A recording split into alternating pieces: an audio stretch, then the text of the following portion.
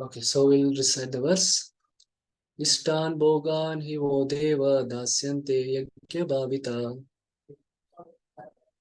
Somebody is repeating. Ishtan bhogani vo deva dasyate yajna pavita. Tair dattan apradayibhyo yo bhunkte stena evasa. Tairdattan pradayebhyo yo bhukte stena eva saha. So here Krishna is now telling what happens if somebody does not perform this yajna.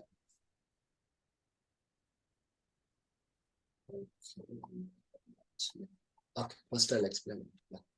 So the translation goes like this.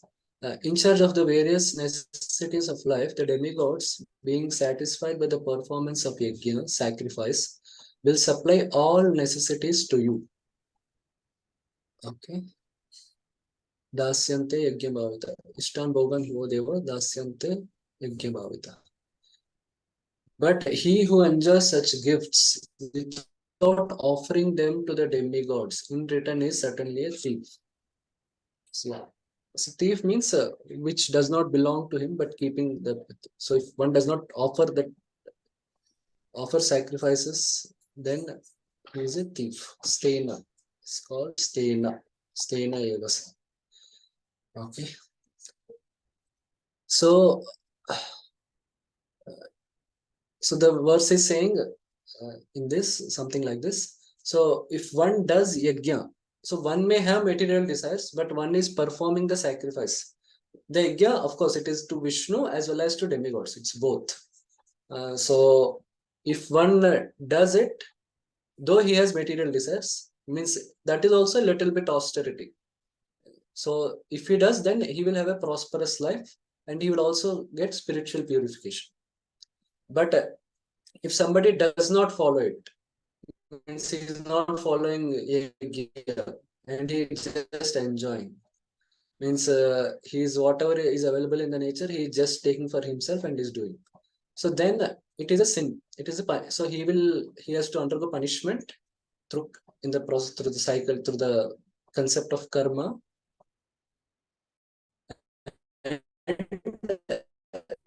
Action and reaction, and he will be entangled in that. No? He will get attached. He will get materially attached. Okay.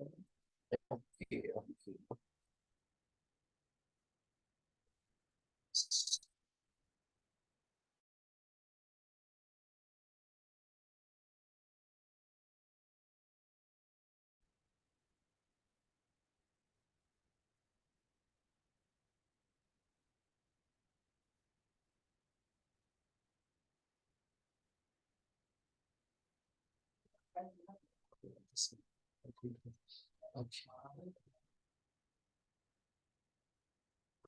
Shaili Matas, can you just read the purport?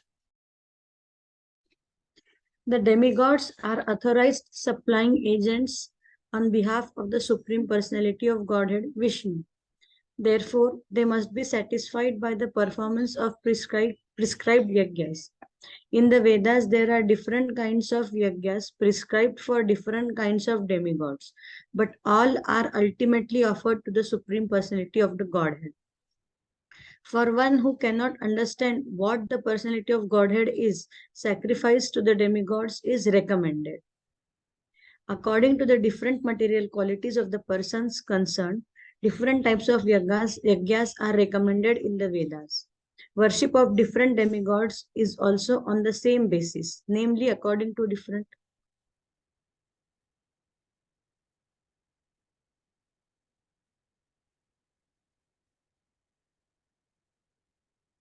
Hare Krishna, are you able to see the screen, Prabhuji's screen?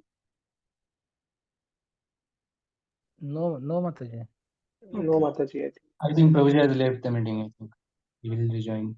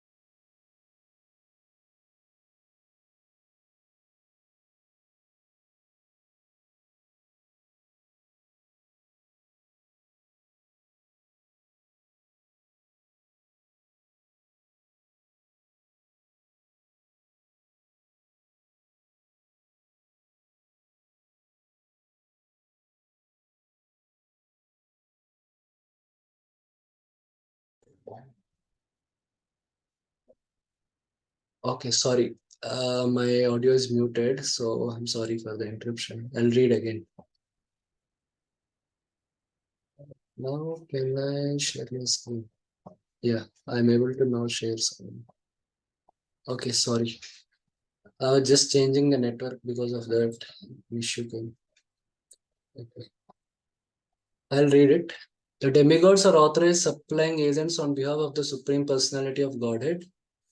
Therefore, they must be satisfied by the performance of prescribed yajnas. In the Vedas, there are different kinds of yajnas prescribed for different kinds of demigods, but all are ultimately offered to the Supreme Personality of Godhead.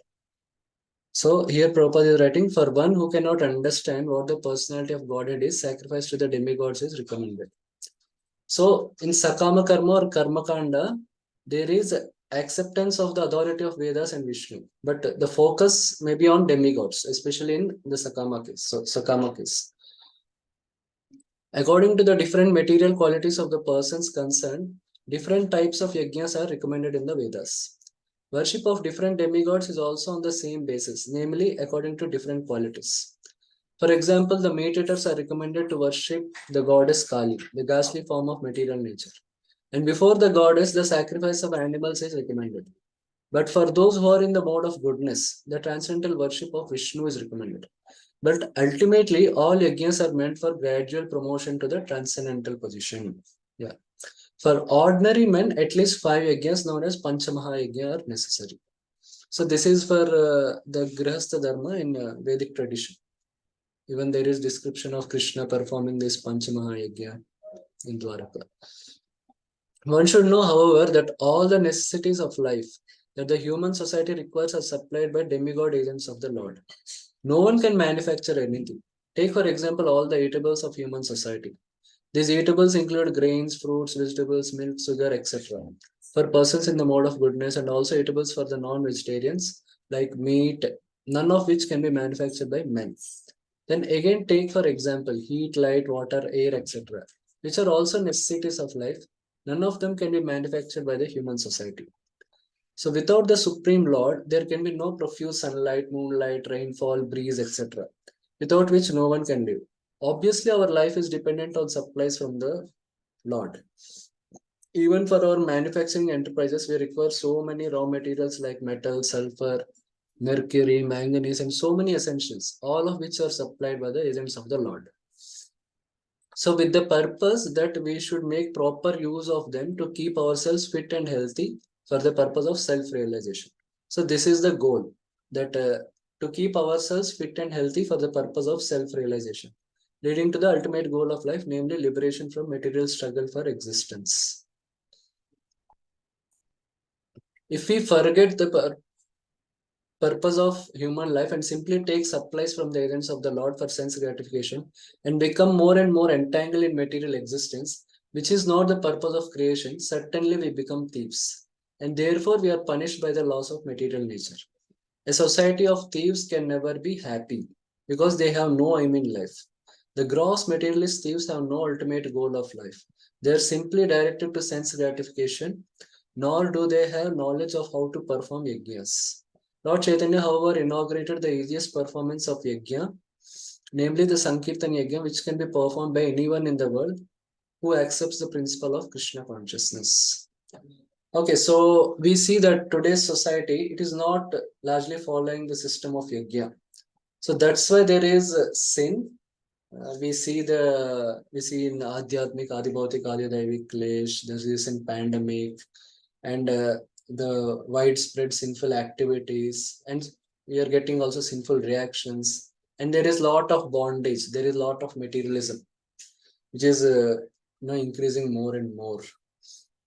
So modern education, it is largely non-theistic, means it does not mention about God, and also to some point, to some extent, it is atheistic. It is against God, and also against Vedic values, Vedic culture, and all. So in one sense, the modern education is a product of industrial revolution. So it is the main purpose is to make more able people who can work for the businesses, who can who can work for business and who can consume the business products. So that is why, because there is no acknowledgement and acceptance of God, so there is no motivation to perform yajna. Because if someone is conscious, no, we are getting these things from somebody. We are getting these things from demigods. We are getting these things from Krishna.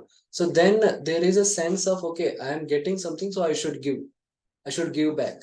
So because this thing is not there, so that's why there is no performance of yajna in today's world. Because for most of the people, from where they are getting milk they are getting from supermarket, rice from supermarket, not from nature. And nature, then if they, at least they know from nature, then okay, then how the nature is getting, and all these questions come. So because this God is not in picture, it's not a God-centered education. So that's why Prabhupada called modern education as a slaughterhouse, spiritual slaughterhouse. And that's why there is also vehement, no, there is opposition and trolling for the recent Chandrayaan, the scientists, when they went to temple. Okay, so we can maybe you can take around 3 minutes and tell some aspects of personal life, professional life, and social relationships, like how they are yajna. Means I can give some example, like at least let's say we have, means how a karma yogi thinks, taking care of body. So he says, okay, this body is a vehicle to do my duty, to do my prescribed duties. So that's why I have to take care, so that I can do yajna properly. So I can give at least one or two examples in each. Professional life, why we have to work, or so how to see work so that it becomes yajna. So you can take around 2 to 3 minutes, and then give some. Yeah, we will just wait for 2 minutes, then we'll discuss.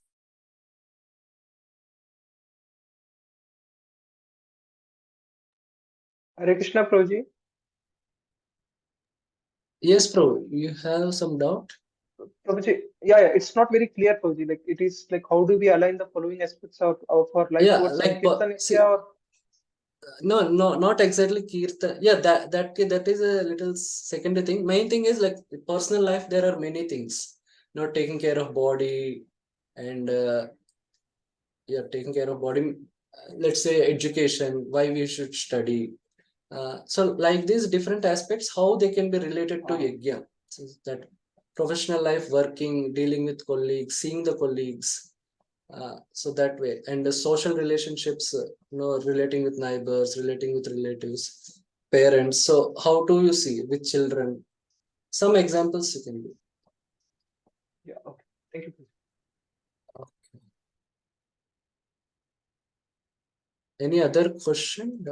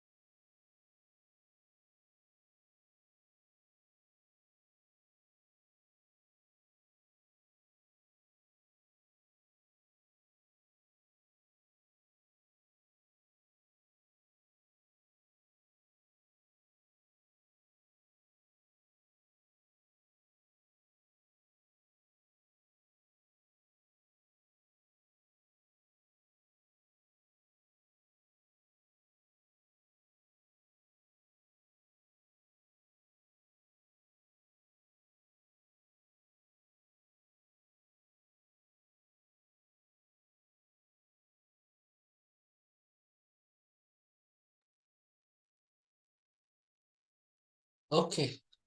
So anyone for personal life?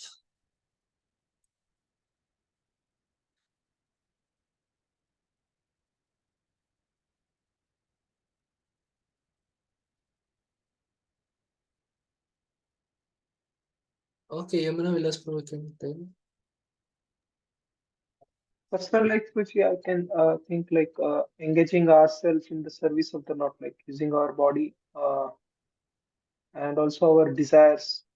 Like it is said, praner, like praner, our life, we should engage in the service of praner, arther, diya, vacha. So praner is like engaging ourselves in the service of the Lord, our body doing some physical service. Yeah. Yeah, so I thought about this. Okay. Yeah, like yeah, even studies like sometimes some things can be directly engaged. Some things like we are studying, like Arjuna is learned fight. Means Arjuna had no understanding why he has to fight, but he has learned fighting so that it can be useful because that is his duty of a Kshatriya. He has to fight. Means he is not very clear what he will do in life. So education means we are equipping ourselves with life skills and all so that we can contribute to the world, means that is our prescribed duty. So different things that can be seen. Okay, professional life, anyone wants to say? Yes, I understand.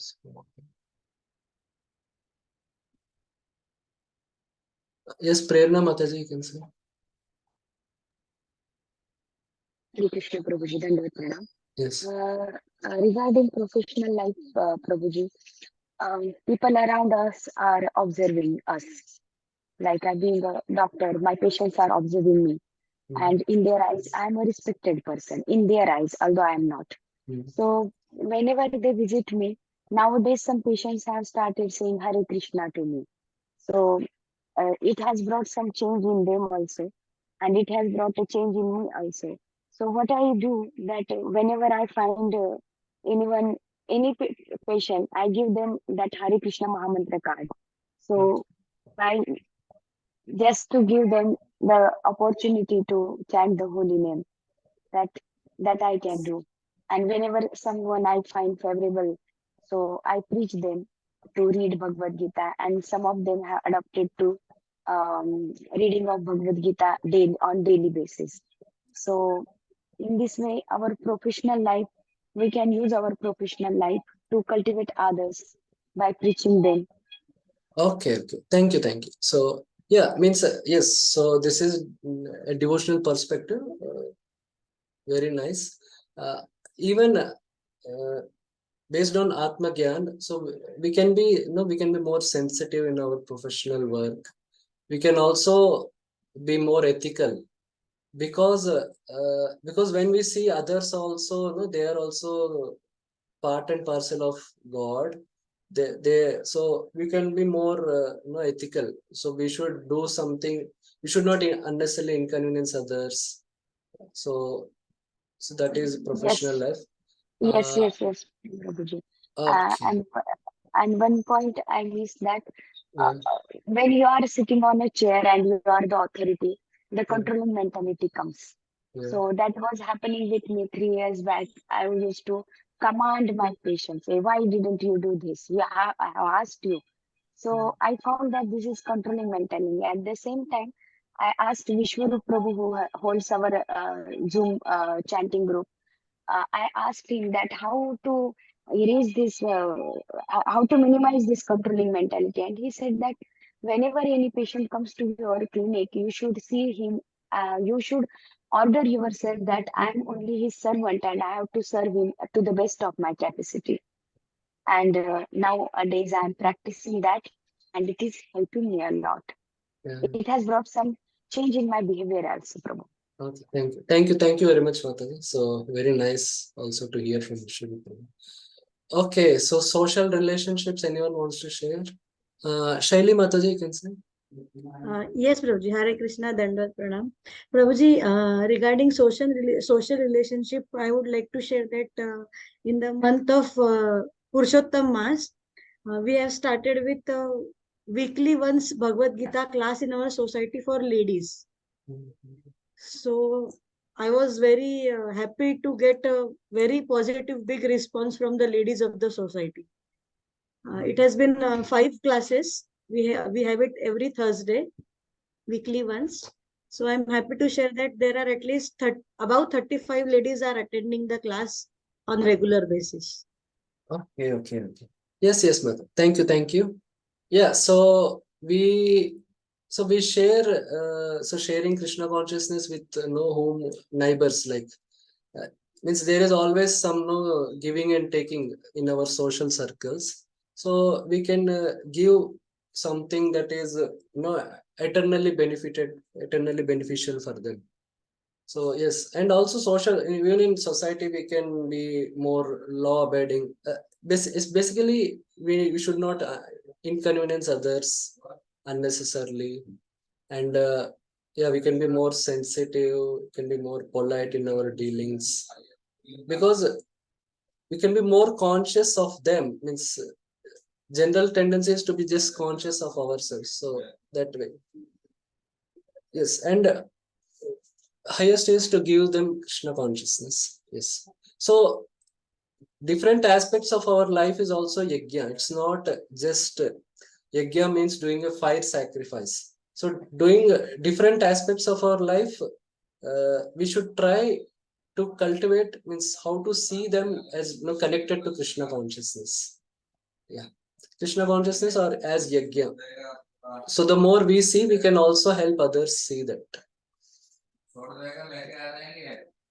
Okay. So next Krishna says how about offering, means how it will cause only sinful, means not performing again is a sinful thing. Okay, so we'll recite the shloka. Yajna sishta shinasanto muchyante sarva kilbishai.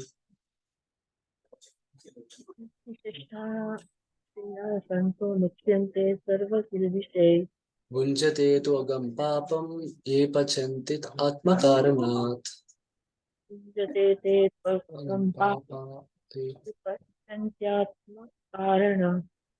Okay. So the translation goes like this. The devotees of the Lord are released from all kinds of sin because they ate food which is offered first for sacrifice. Others who prepare food for personal sense enjoyment verily eat only sin. So here Krishna is giving with more particularly he is giving example with respect to food. There are other aspects also which fall in yajna, but Krishna is particularly focusing on food. Actually, food because it's the basic foundation, basic essential thing in life. So Sarva Kilbishai. Krishna is not just telling Kilbishai, but Sarva Kilbishai. So since performed in this birth, but from the beginning of our material existence, what our sins are performed, all get gradually eradicated as one performs yajna. And agam papa means this. Otherwise, if one does not perform agam papa, means they are grievous sins. One incurs grievous sins. Okay. Okay, I'll read it because it's very small. So Prabhupada is writing that the Santas, being always in compact of love with the Supreme Personality of Godhead, Govinda, the giver of all pleasures, or Mukunda, the giver of liberation, or Krishna, the all-attractive person, cannot accept anything without first offering it to the Supreme Person. Therefore, such devotees always perform yajna in different modes of devotional service, such as Shravanam, Kirtanam, Smaranam, Archanam, etc. And these performances of yajna keep them always aloof from all kinds of contamination of sinful association in the material world. Yeah. So yeah, we have to see, like now if somebody has a house, so then one has to see that this house is meant for worship of Vishnu, and so you have to see, like whatever one does for like beautifying the house, decorating the house, having furniture. So all these things one can see how this is for the service of Vaishnavas, for the worship of Vishnu. But because there are deities in the house, or altar is there, so that's why the house is being made clean and all. So That's why, so it is important that whatever we are doing in our life, which may apparently look material activities, but we can, based on Shastra and with the help of Vaishnavas, we should see how it is related to Krishna consciousness.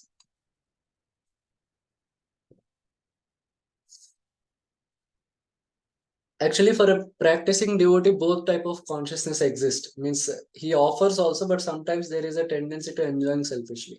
So more and more we should contemplate and try to focus upon improving this Krishna consciousness, so that automatically that other consciousness, of enjoying for oneself, that will go away.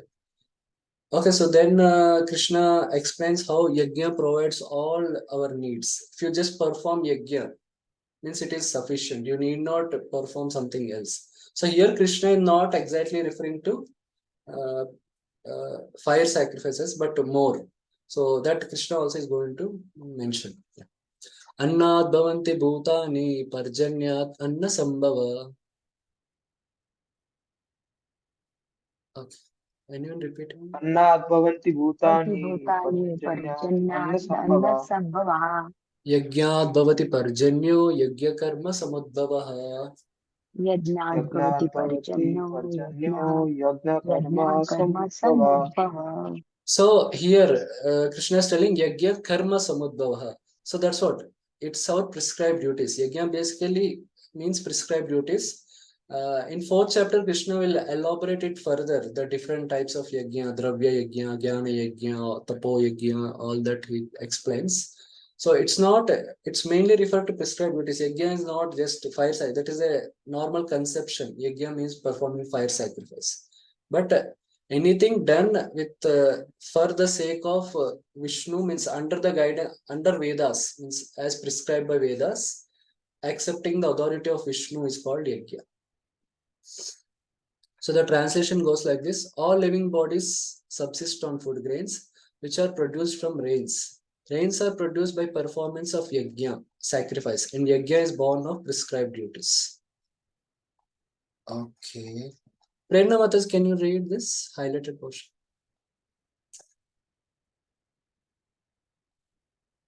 The Supreme Lord, who is known as the Yajna Purusha, or the personal beneficiary of all the sacrifices, is the master of all the demigods who serve him as the different limbs of the body serve the whole. Demigods like Indra, Chandra, and Varuna are appointed officers who manage material affairs, and the Vedas direct sacrifice to satisfy these demigods so that they may be pleased to supply air, light, and water sufficiently to produce the food grains. When Lord Krishna is worshipped, the demigod who are different limbs of the Lord are also automatically worshipped. Therefore, there is no separate need to worship the demigods. For this reason, the devotee of the Lord who are in Krishna consciousness offer food to Krishna and then eat, a process which nourishes the body spiritually.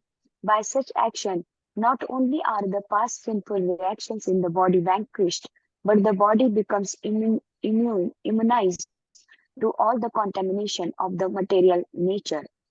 When there is an epidemic disease, an antiseptic vaccine protects a person from the attack of such an epidemic. Similarly, food offered to Lord Vishnu and taken by us make us sufficiently resistant to material affection. And one who is accustomed to this practice is called a devotee of the Lord. Therefore, a person in Krishna consciousness who eats only food offered to Krishna can counteract all reactions of past material infection, which are impediments to the progress of self realization. On the other hand, one who does not do so continues to increase the volume of sinful reaction, and this prepares the next body to resemble hogs and dogs. To suffer the resultant reaction of all the sins, the material world is full of contamination, and one who is immunized by accepting prasadam of the Lord, that is food offered to Lord Vishnu, is saved from the attack whereas one who does not do so becomes subjected to contamination. Food, food grains or vegetables are factually eatables. The human being eats different kinds of food grains, vegetables, fruits, etc.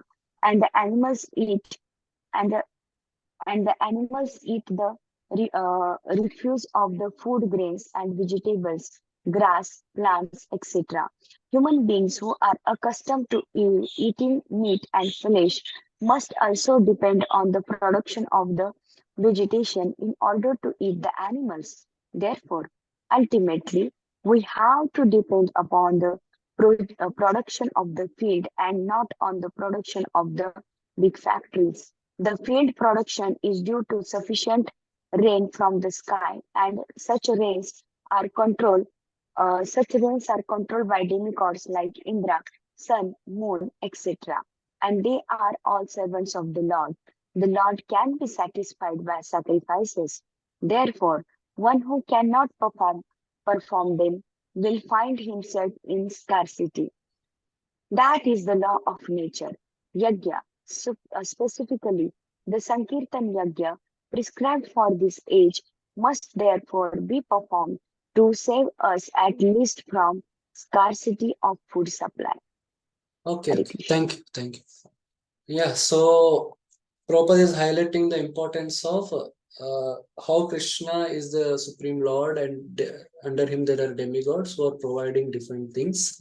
So therefore, we should offer food and then honor it. And Prabhupada is giving this analogy that we have the disease of enjoying, and the food offered to Krishna is like an antiseptic vaccine. So similarly, food offered to Lord Vishnu and then taken by us makes us sufficiently resistant to material affection. So this one can experience as maybe one takes prasadam for quite some years and all. Then one can experience how it helps us. Then even by mistake, if someone happens to take something not offered, you can understand the consciousness. So the famous example is there of the lady and the sannyasi. Means one woman, she invites a sannyasi to her home, and then she offers prasadam and all. So then she offers him, she uses a golden plate. So then after prasad, everything happens nicely. Then suddenly, by mistake, the sannyasi keeps the plate and goes.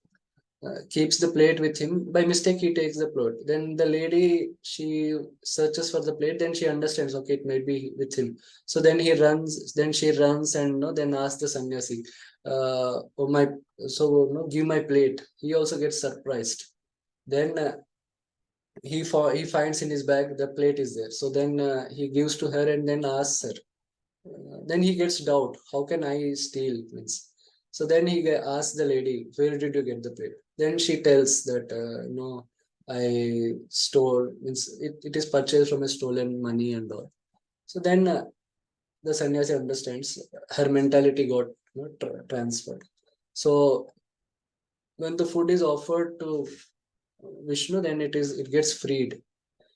It gets freed from, and when you take it, the person also gets freed from the sinful reactions. So if food is not offered, then one is adding more sinful reactions. So and is entangled. So that is the thing. Yeah.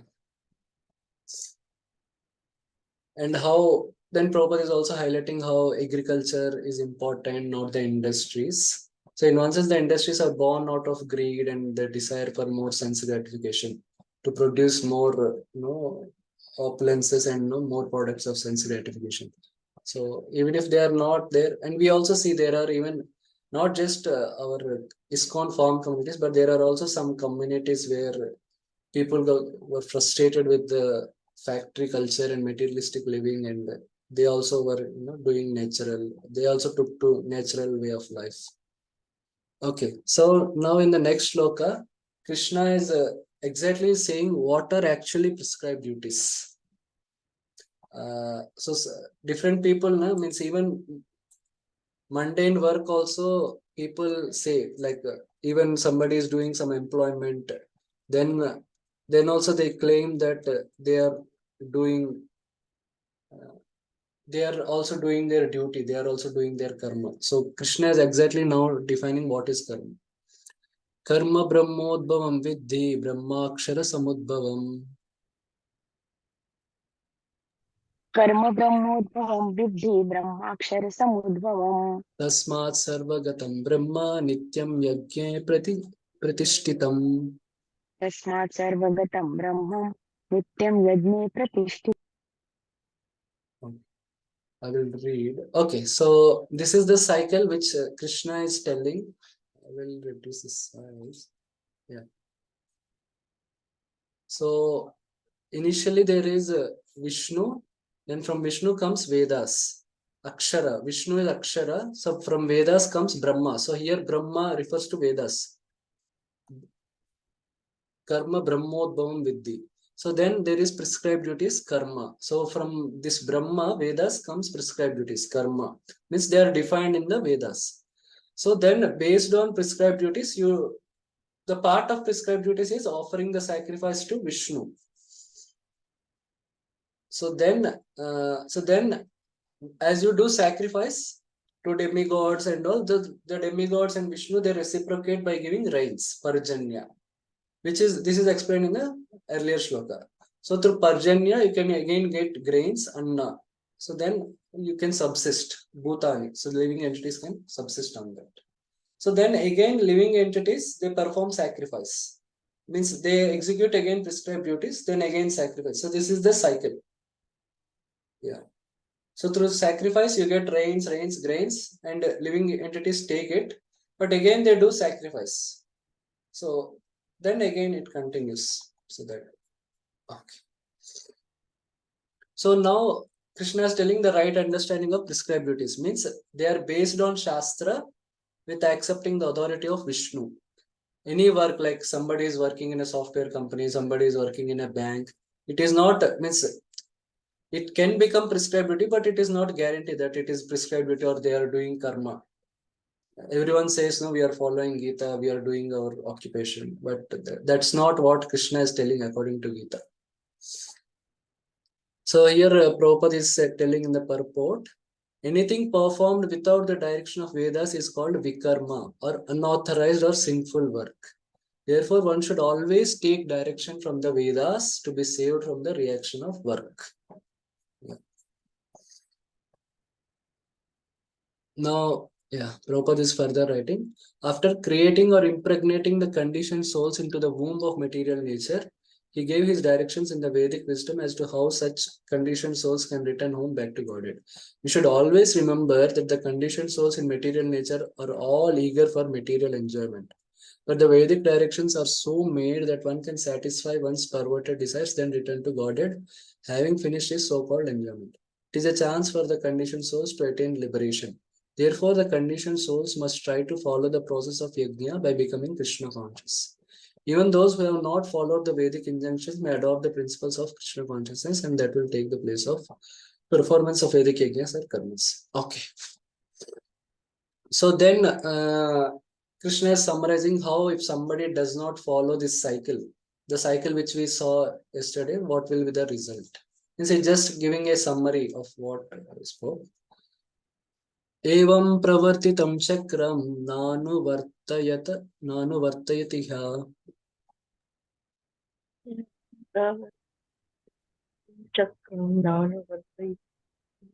Aga Agayurindriya Ramo Mogam Partha Sajivati.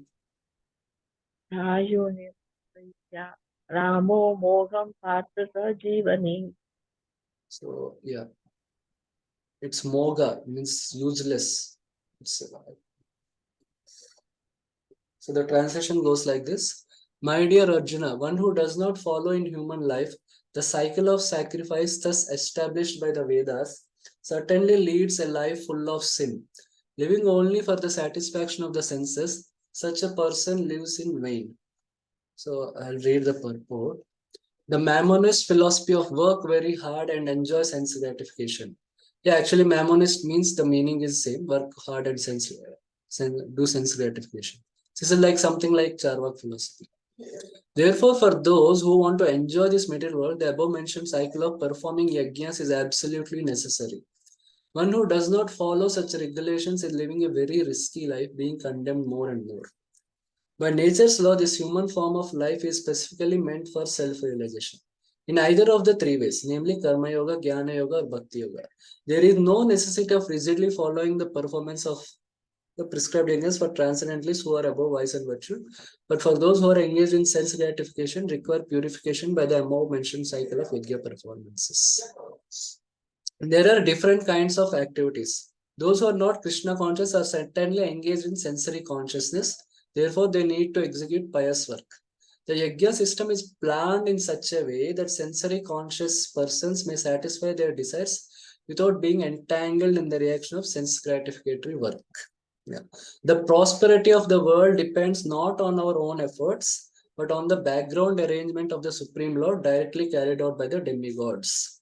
Yeah, so this word, now the world means we'll just see how the current economic model is not actually giving the prosperity of the world.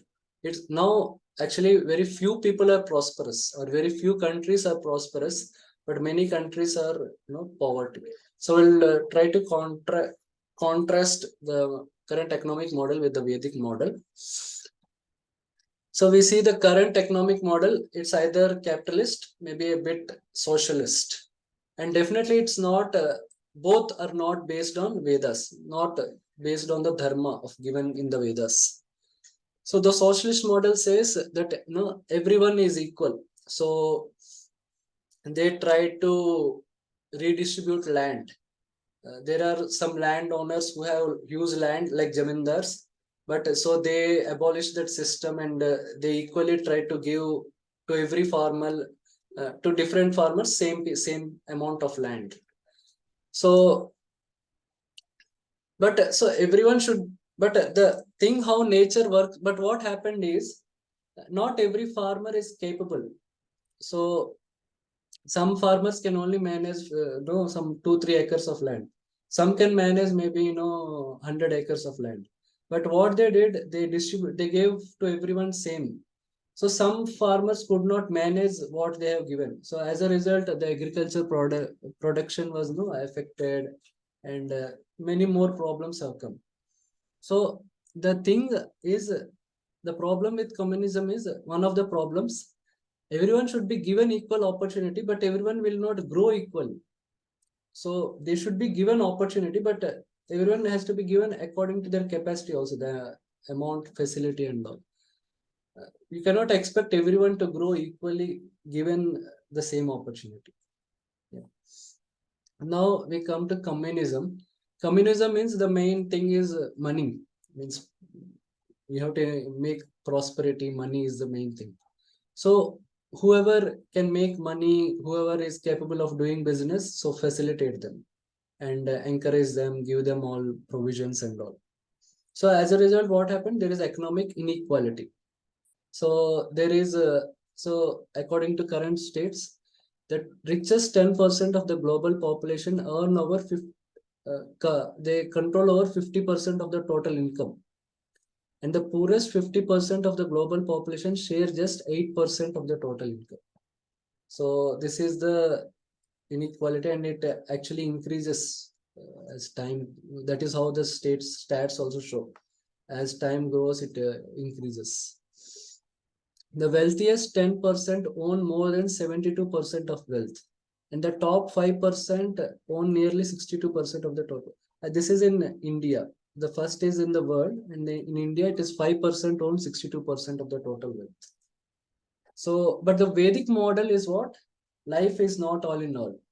The earth planet is not all in all. So there is heaven. The king is not all in all. There are demigods. So there is taxation, there is regulation, there is decentralization. Now the current economy, there is globalization, which means one company is dominating in different parts of the world. So the local shop people, local small companies, they all get affected because of that. So in Vedas there is decentralization, and there is a lot of inspiration to do charity. And the poor people are also taught to be contented, so to be content, so to be satisfied. So because of that, the economic inequality is very less. The rich are not, means there is also a limit on how much you can tax the rich people, but because there is inspiration to do charity and all, so the economic inequality, there is less. So therefore, now Prabhupada is writing, we'll just continue. Therefore, the yajnas are directly aimed at the particular demigods mentioned in the Vedas. Indirectly, it is the practice of Krishna consciousness. Because when one masters the performance of yajnas, one is sure to become Krishna conscious. But if by performing yajnas, one does not become Krishna conscious, such principles are counted as only moral codes. One should therefore limit his progress only to the one should not therefore limit his progress only to the point of moral codes, but should transcend them to attain Krishna consciousness. Yeah. So now Krishna has explained the general path of Karma Yoga, means which is generally Karma Kanda.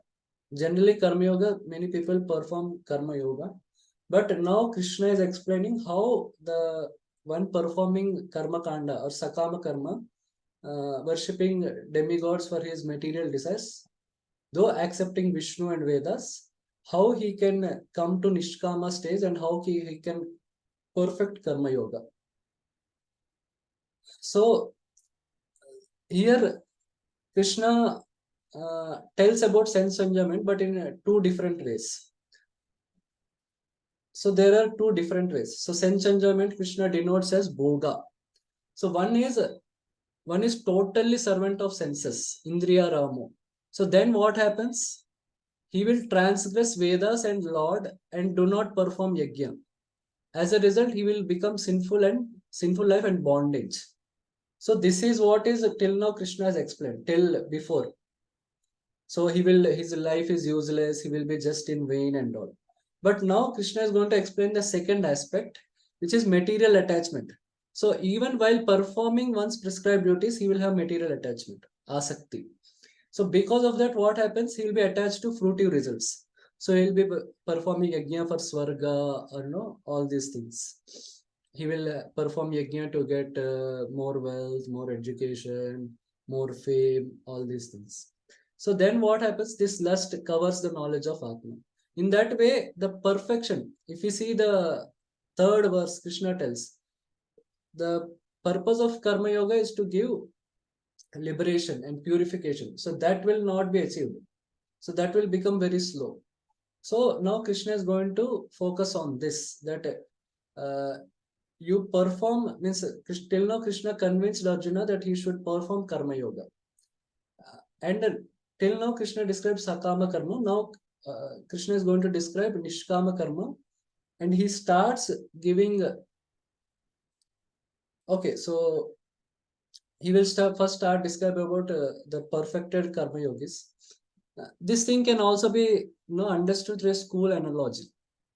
Like in school, there are people who get into bad habits and all. Now, they may even drop out of the school, means they may want to give up studies, and they may just want to enjoy with the money given by their parents. So that is like the first aspect. Like because of the sense enjoyment propensity, somebody may reject the process of Karma Yoga altogether. They may not even perform yajna, no sacrifice, and they will lead a sinful life.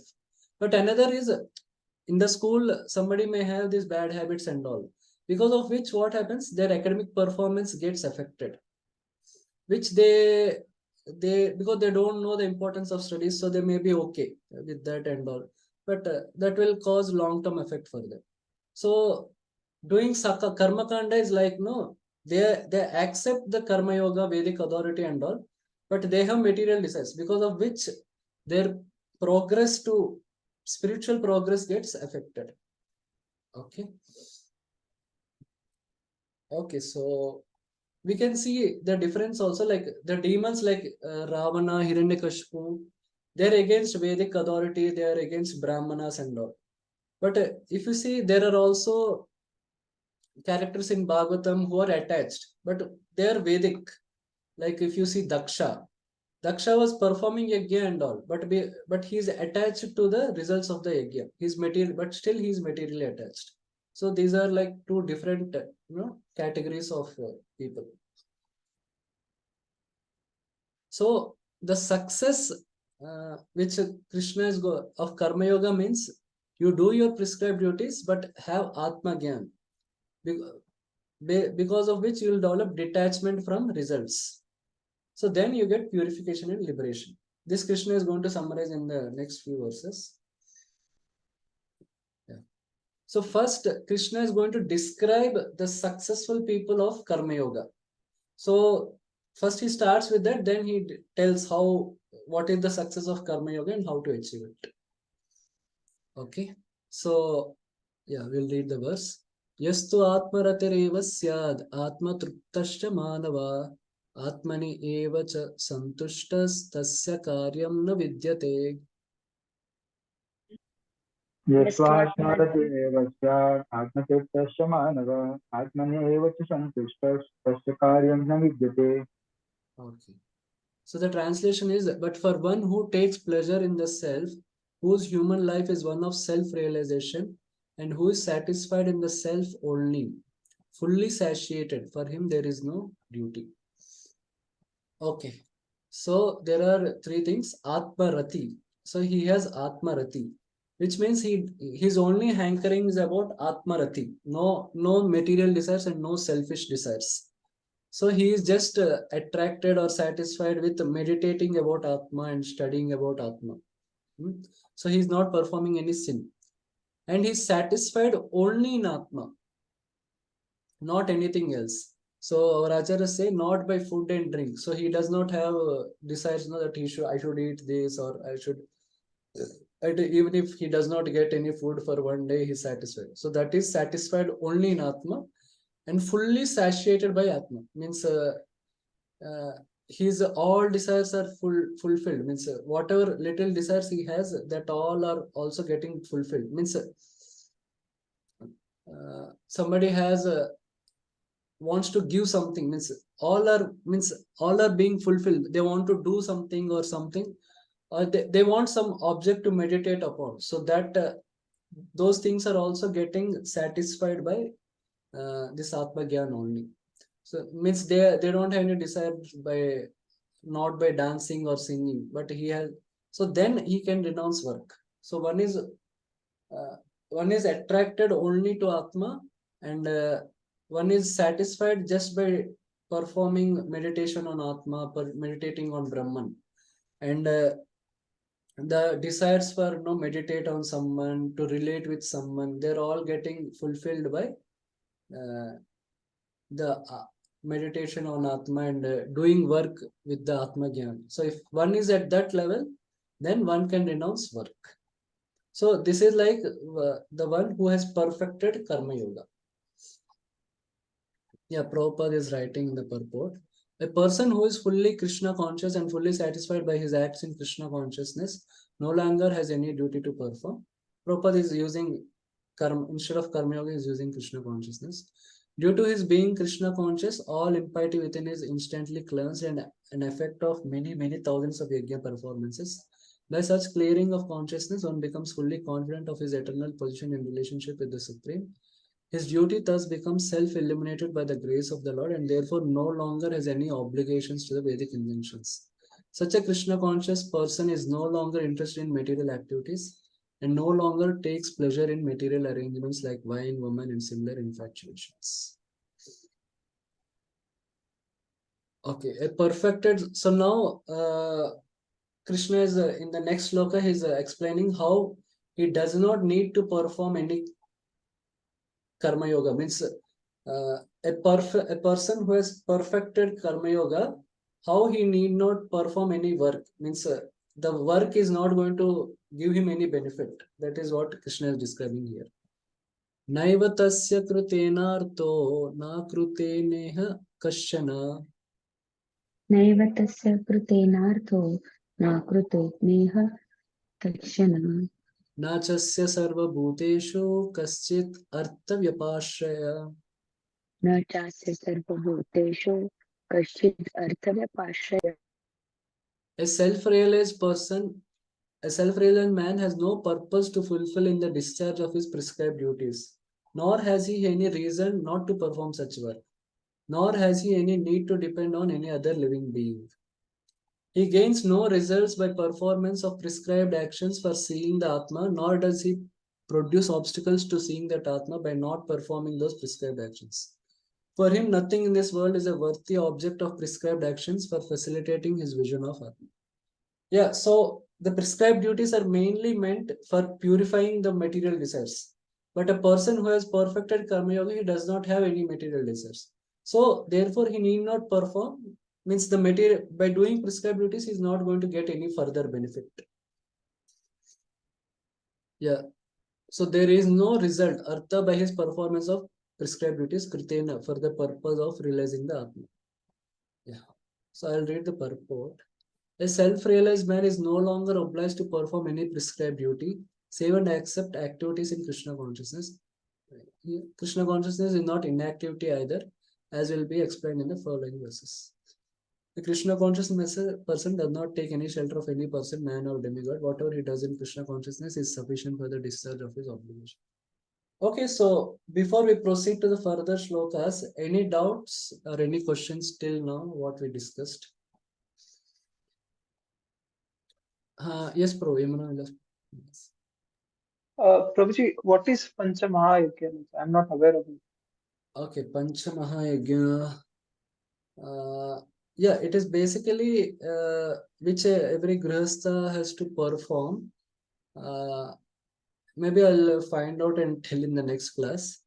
There is a description of it, Krishna performing it, and it is also told that it is performed so that the sins, like which happen unconsciously, like when you lit a fire stove, there may be some living entities on the stove or near the stove, they get killed. While walking also somebody steps on some insects and all. So like this, there are some unconscious sins, they get nullified. I'll also just explore a little bit and get more particular details.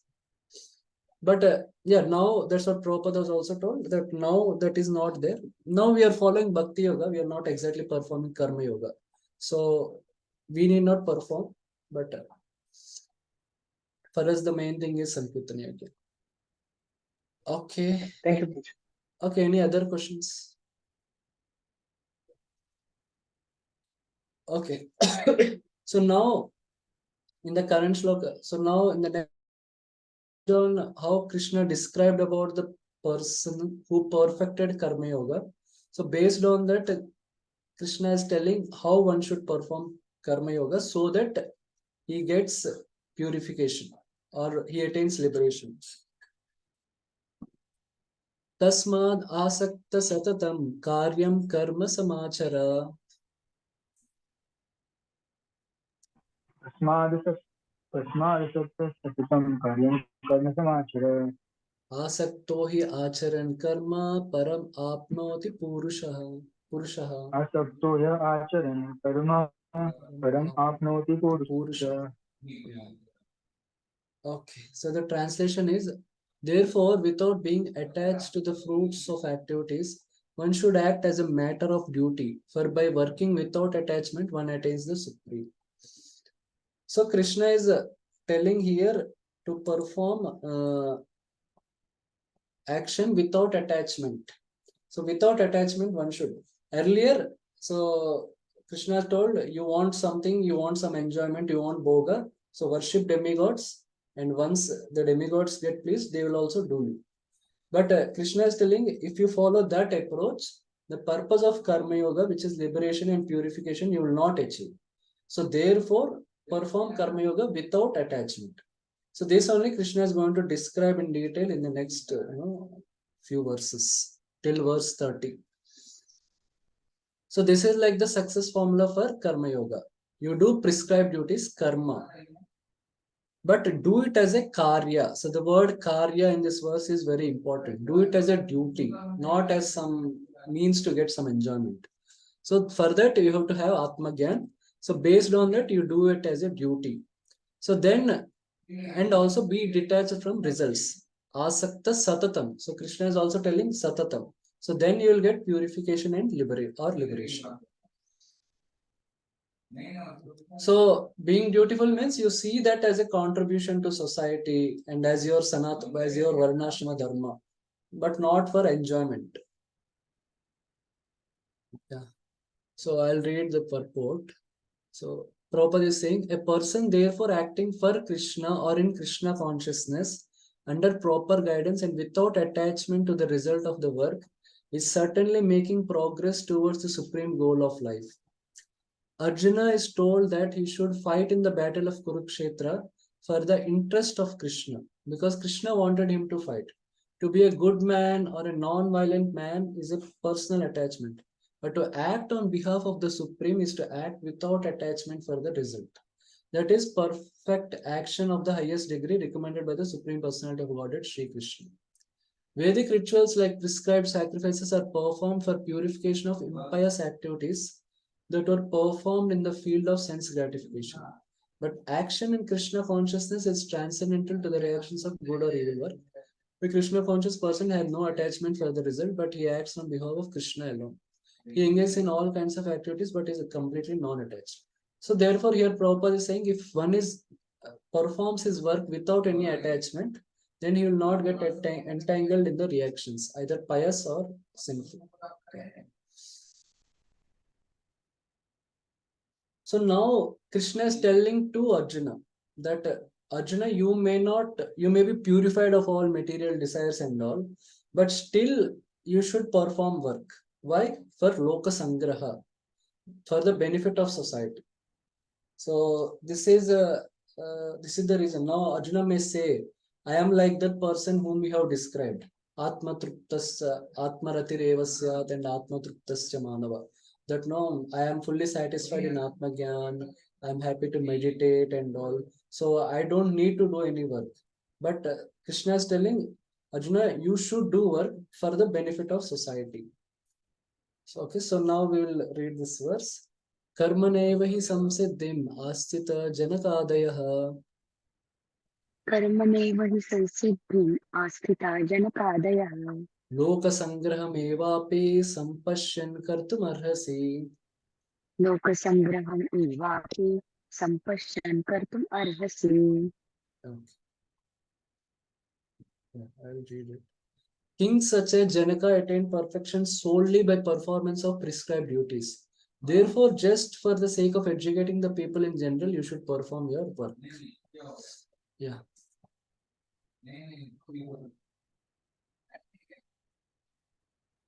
Kings like Janaka were all self-realized souls. Consequently, they had no obligation to perform the prescribed duties in the Vedas. Nonetheless, they performed all prescribed duties just to set examples for the people in general.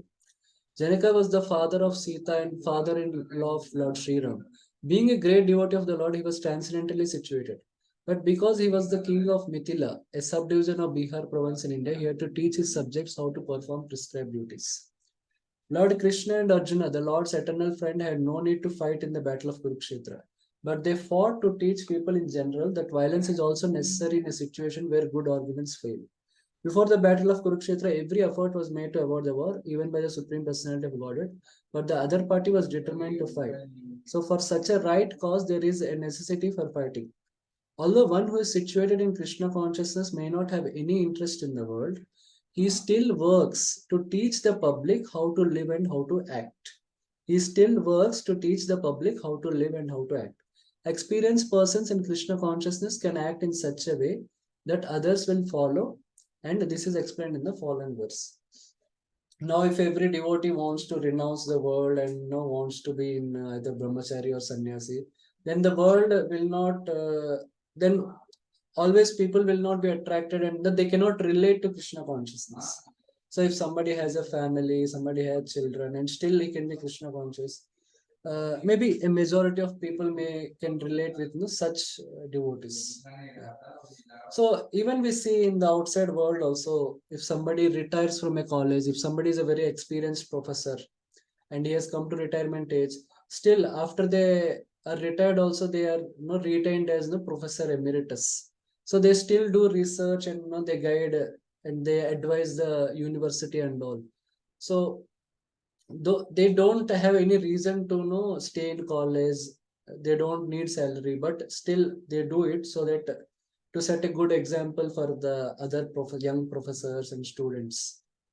Even in cricket also we see even somebody like after 35 and no 40 35 plus, the cricketers they cannot play much, means the strength and the vigor in the body reduces, but still they are retained as no coaches to the young players and all, so that they get inspiration, motivation and education, so the young players also they can play properly and all. So that way, so this concept is there in the outside world. So the similar thing Krishna is telling, though you don't have any need, any spiritual need to get out of by performing your duty of fighting, Arjuna, but still you perform the duty so that you can be a good example for the other people. That only, so this concept only Krishna is going to explain in different aspects. What is the benefit of it, and if this is not done, what will happen and all in the next few verses. Okay. Okay, so this verse is a little famous verse which Prabhupada also quotes. Yad yad acharati shreshta tat tat eva itaro jana. यत् यत् आचरति श्रेष्ठः तत् तत् देवेतरो जनः Sa yat pramanam kurute lokastad anuvartate. स यत् प्रमाणं कुरुते लोकस्तद् अनुवर्तते. Whatever action a great man performs, common man follow, and whatever standards he sets by exemplary acts, all the world pursues. Okay.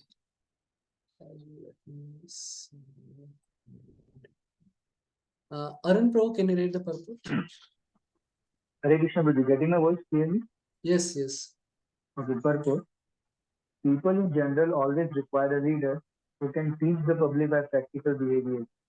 A leader cannot teach the public to stop smoking if he himself smokes. Lord Chaitanya said that a leader should behave properly before he begins speaking. One who teaches in that way is called Acharya, or the ideal teacher. Therefore, a teacher must follow the principles of Shastra to teach the common man. The teacher cannot manufacture rules against the principles of revealed scriptures. The revealed scriptures like Manu Samhita and similar others are considered the standard books to be followed by human society. Thus, the leader's teaching should be based on the principle of such standard Shastras. One who desires to improve himself must follow the standard rules as they are practiced by the great teachers. The Srimad Bhagavatam also affirms that one should follow in the footsteps of great devotees, and that is the way of progress on the path of spiritual realization. The king or the executive head of a state, the father, and school teachers are all considered to be natural leaders of the innocent people in general. All such natural leaders have a great responsibility to their dependents. Therefore, they must be conversant with standard books of moral and spiritual. Okay, thank you. So Prabhupada is supporting with two references from Bhagavatam, Mahajano Ena Gatasu Panta, and also Pitanasya Syat, Jananina Sasyat, Namochayet Samupeta Mrityu. So that is both. So the verses say that the path of dharma is very complicated and confidential. So one should follow the teachings of Mahajans like Bhishma, Janaka, all that. And another is unless one is able to deliver their subordinates, one should not take the role of father, mother, and all. Yeah. Okay. So we see that this, so that's what there are leaders. So we see even the secular world, people get inspired by people like Gandhi, Lal Bahadur Shastri, Abdul Kalam, Ratan Tata, and Sudha Murthy. So like they are like Sattva people, but no, they are not. They don't quote references from Vedas, or they are not so much aligned to Sanatan Dharma. So now people get only carried away by Sattva, mundane goodness, but not no Vedic culture. uh, so if we have more examples which are based on Sanatan Dharma and Krishna consciousness, so that will be great benefit to the world. So ideal leaders, they inspire people maybe we'll see a short clip on how the leaders can inspire. Just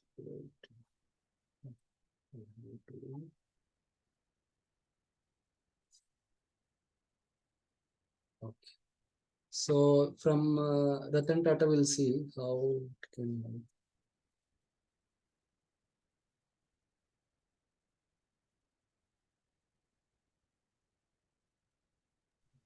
The audio is not It's coming. not coming. No, audio is not clear. Not clear. Not clear. It's Sorry, not coming. it's not coming. It's not coming. Okay, I'll reshare it then. I think yeah.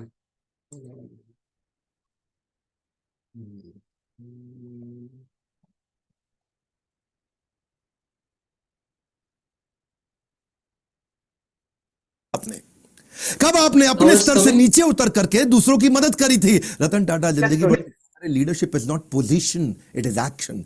ये positional power नहीं, personal power है। मुंबई का 26/11 का ताज attack, और वो attack जिसमें वो जानते हैं, सारी दुनिया जानती है कि उन्होंने सबकी मदद करी। जो जो आदमी का वहां नुकसान हुआ, इनके जितने एम्प्लॉय थे पर्सनली उनके घर तक गए, ये तो आप जानते हैं। 50, 60, 70, 80 लाख रुपए तक उनको कॉम्पनसेशन दिया, डिपेंडिंग ऑन डिफरेंट सिचुएशन, उनको पैसा दिया। इतना ही नहीं, सबको जिंदगी भर के लिए एक मेडिकल काउंसलर भी दिया। किसी को साइकोलॉजिकल डिप्रेशन हुआ, कोई टेंशन हुआ, क्योंकि इतनी गोलियां बमबारी हुई थी वहां, जिंदगी भर के लिए उनको डॉक्टर भी दिया। जिसका देहांत हुआ उसको पहले 50, 60, 70, 80 लाख रुपए तो दिया, पर साथ में उसकी बची हुई जितनी नौकरी थी, उसकी पूरी जिंदगी की आखिरी जो सैलरी थी वही तनख्वाह उसको जिंदगी भर दी। उसके बाद उसके घर में, परिवार में बच्चों की एजुकेशन की, मैरिज की, मेडिकल की, सबकी रिस्पॉन्सिबिलिटी ली। ऐसे थे रतन टाटा, जिंदगी भर की रिस्पॉन्सिबिलिटी ली, और अगर तुमने कोई कर्जा लिया तो वो कर्जा भी माफ किया। इतना ही नहीं कि जो लड़का पहला महीना हुआ आके, पहला दूसरा दिन हुआ, ऐसा भी एक लड़का था। ऐसे भी कुछ लड़के थे जिनको बिल्कुल अभी होटल में ज्वाइन ही किया था, ट्रेन ही थे, उनको भी ऐसे ही पूरा कॉम्पनसेट किया। ये सब तो सब समझते हैं, पर जो बात जिसने मुझे हैरान कर दिया, जिसके कारण मैं भी अपनी कंपनी में स्टैंडर्ड को चेंज कर रहा हूं, वो ये है कि उन्होंने अपने होटल वालों की तो मदद करी, बाहर आसपास बाजार में जो पुलिस वालों को गोली लगी उनको भी उन्होंने कॉम्पनसेट किया। वहां पेडेस्ट्रियन जो राही चल रहे थे, वहां पे राहगीर थे, चाय वाला था, भेलपुड़ी वाला था, गुब्बारे वाला, पाव भाजी वाला, पान की दुकान, टपरी, जिनको टाटा ग्रुप से कोई मतलब नहीं, उनको भी इन्होंने मॉनिटरी भी, पैसे से भी मदद करी, और साथ में टाटा ग्रुप में नौकरी भी दिलाई। और ये सब कुछ उन्होंने केवल 20 दिन में कर लिया। दूसरी तरफ एक लड़की थी देविका, सीएसटी स्टेशन पे, उसने अजमल कसाब को रिकॉग्नाइज किया था। छोटी लड़की थी, 10, 11, 12 साल की, और उसको उसके पिता और उसके भाई जेंट्स वॉशरूम गए थे, वो छोटी बच्ची को बाहर 2 मिनट छोड़ करके, और उसको सामने से आके गोली मारी। उसी ने अजमल कसाब को आकर के बाद में कोर्ट में पहचाना था। आज रतन टाटा ने तो 20 दिन के अंदर कॉम्पनसेशन कर दिया सब कुछ। 20 दिन में फटाफट कमेटी बना के सबको मुआवजा दिया, सबकी मदद करी, सबके साथ खड़े हो गए। और तब 2008 से 2020 हो गया, एक 20 दिन, एक 2020, 20 डेज, 2020। आज 2020 तक उस लड़की को कोई कॉम्पनसेशन नहीं मिला। इनफैक्ट मछुआरे थे कहीं, मैं भी इकोनॉमिक टाइम्स में खबर पढ़ रहा था, वो मछुआरों को आज 12 साल के बाद कॉम्पनसेशन मिला। मतलब सरकार को जितना समय लगता है, टाटा को कभी समय नहीं लगता। करुणा के लिए कारण की जरूरत नहीं पड़ती। यदि आप दूसरों को प्रसन्न देखना चाहते हैं तो करुणा का भाव रखिए, और अगर खुद को प्रसन्न देखना चाहते हैं तो भी वही करना है, तो भी करुणा का भाव रखना है। देखिए, ये ऐसे व्यक्ति थे जो Okay, so we'll come back. Okay, one more thing, one more is there tonight.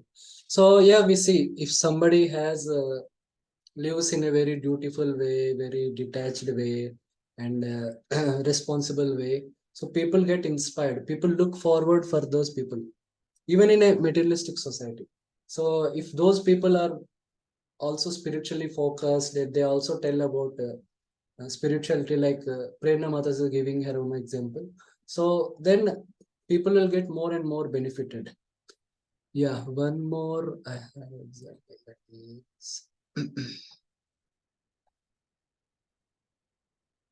there is one more thing. This is about Anand Piramal, who is the son-in-law of Mukesh Ambani. So this is just a small incident from his life, which helped him, which inspired him. During his undergraduate years, Anand went to Italy. The businessman was always fascinated by the country's rich cultural heritage. While he was working with his professor and talking about history and civilization, the professor said, "Your country is thousands of years older than ours, and its richness is second to none. Go back and contribute to your own country rather than singing paeans." Paeans is songs of the West. That statement created a huge impact on Anand's mind. I decided that I wanted to go back to India and do something that contributes to and participates in economic growth. So we built our rural healthcare initiative based on that. I think you're in a country which is filled with opportunities. You should follow your passion. Yeah. Okay. So we'll come to our discussion. Yeah, so that's what people look for leaders, and if the leaders happen to be more spiritually focused, and then the society will get more better direction.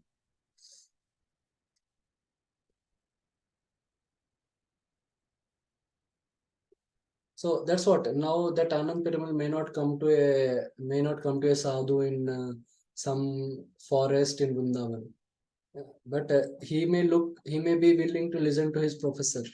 So if such leaders are there, but who are also spiritually focused, then the society gets good benefit. Okay, so these are three reasons if we don't have proper examples in the society. The first thing is sinful life, means no karma yoga, which Krishna has talked, that Indriya Ramo, he lives in vain and he lives in sin, he's a thief. So that is one big problem that will come. And the second is premature renunciation, which is improper Jnana Yoga. So this is there in some, like we see in some streets, some people, some wrong type of sadhus doing some wrong things. This is another thing. Then another is fruitive work, means improper karma yoga, means they will perform karma yoga with attachment. So the major thing is the sinful life, because so that is the major. If we don't have proper examples in society of doing proper karma yoga, means doing nishkama karma yoga. Okay. So now Krishna is going to tell through his personal example that I myself practice karma yoga for this sake. Practice means I myself demonstrate karma yoga. Practice is not a very correct word for Krishna. Yeah. So we'll discuss this. Yeah. Name parthasti kartavyam trishu lokeshu kinchana. न मे पार्थास्ति कर्तव्यं त्रिषु लोकेषु किञ्चन Nanavaptam avaptavyam varta eva cha karmani. नानवाप्तम् अवाप्तव्यं वर्त एव च कर्मणि. Okay. O son of Pritha, there is no work prescribed for me within all the three planetary systems. Nor am I in want of anything, nor have I a need to obtain anything. And yet I am engaged in prescribed duties. So Prabhupada is describing how Krishna does not need to perform any karma yoga. The Supreme Lord is the controller of all other controllers, and he is the greatest of all the diverse planetary leaders. Everyone is under his control. All entities are delegated with the particular power only by the Supreme Lord. They are not supreme themselves. He is also worshipable by all demigods and is the supreme director of all directors. Therefore, he is transcendental to all kinds of material leaders and controllers and is worshipable by all. There is no one greater than him, and he is the supreme cause of all causes. He does not possess a bodily form like that of an ordinary living entity. There is no difference between his body and his soul. He is absolute.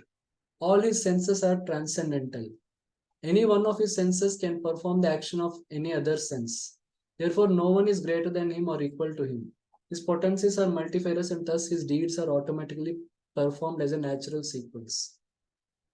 Since everything is in full opulence in the personality of Godhead and is existing in full truth, there is no duty for the personality of Godhead to perform. One must receive the results of work. One must receive the results of work as some designated duty.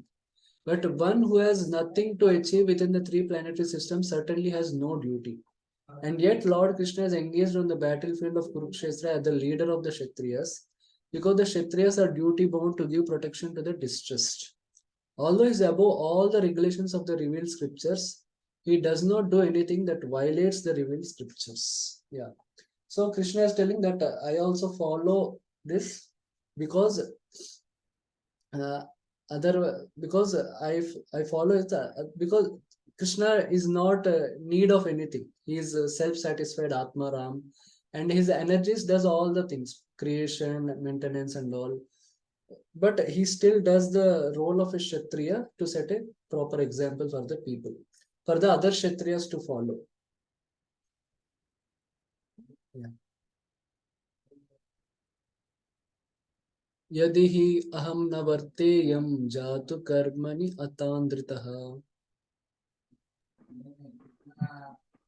अहं न वर्तेयं जातु कर्मण्यतन्द्रिता मम वर्त्मानुवर्तन्ते मानुष्य पार्थ सर्वशः मम वर्त्मानुवर्तन्ते मनुष्या पार्थ सर्वशः. So, for if I ever fail to engage in carefully performing prescribed duties, O Partha, certainly all men would follow my path. So that's what, if Krishna does not perform his duty, means as a king, so then all people also will follow, because Krishna is a leader, means he's taking the role of a Kshatriya. In order to keep the balance of social tranquility for progress in spiritual life, there are traditional family usages meant for every civilized man. Although such rules and regulations are for the conditioned souls and not Lord Krishna, because he descended to establish the principles of religion, he followed the prescribed rules. Otherwise, common men would follow in his footsteps because he is the greatest authority. From the Srimad Bhagavatam, it was understood that Lord Krishna was performing all the religious duties at home and out of home as required of a householder. Yeah, so this you will see in 10th canto, that there is description of how Krishna not taking care of his kids, talking to his queen, discussing with his ministers, performing yajna, giving charity to brahmanas, and also Krishna meditating on himself because he has no one else higher one to meditate. So all this, no, the daily routine of Krishna is given in the 10th canto. So it's not Krishna's need of that. Krishna has to perform some pious thing to get something, or Krishna has some sinful reactions that he has to atone for. No, but he is just doing it to set example.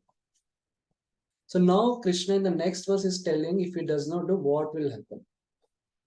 So one is people get misdirected, but what will be its long-term consequence on the society? उत्सिदेयुरिमे लोके न कुर्यां कर्म चेदहम् सुदेयोरिमे लोका न कुर्यां कर्म चेदहम् शंकरस्य च कर्तास्याम् उपहन्यम् इम प्रजा. शंकरस्य च कर्तास्याम् उपहन्याम् इम प्रजा.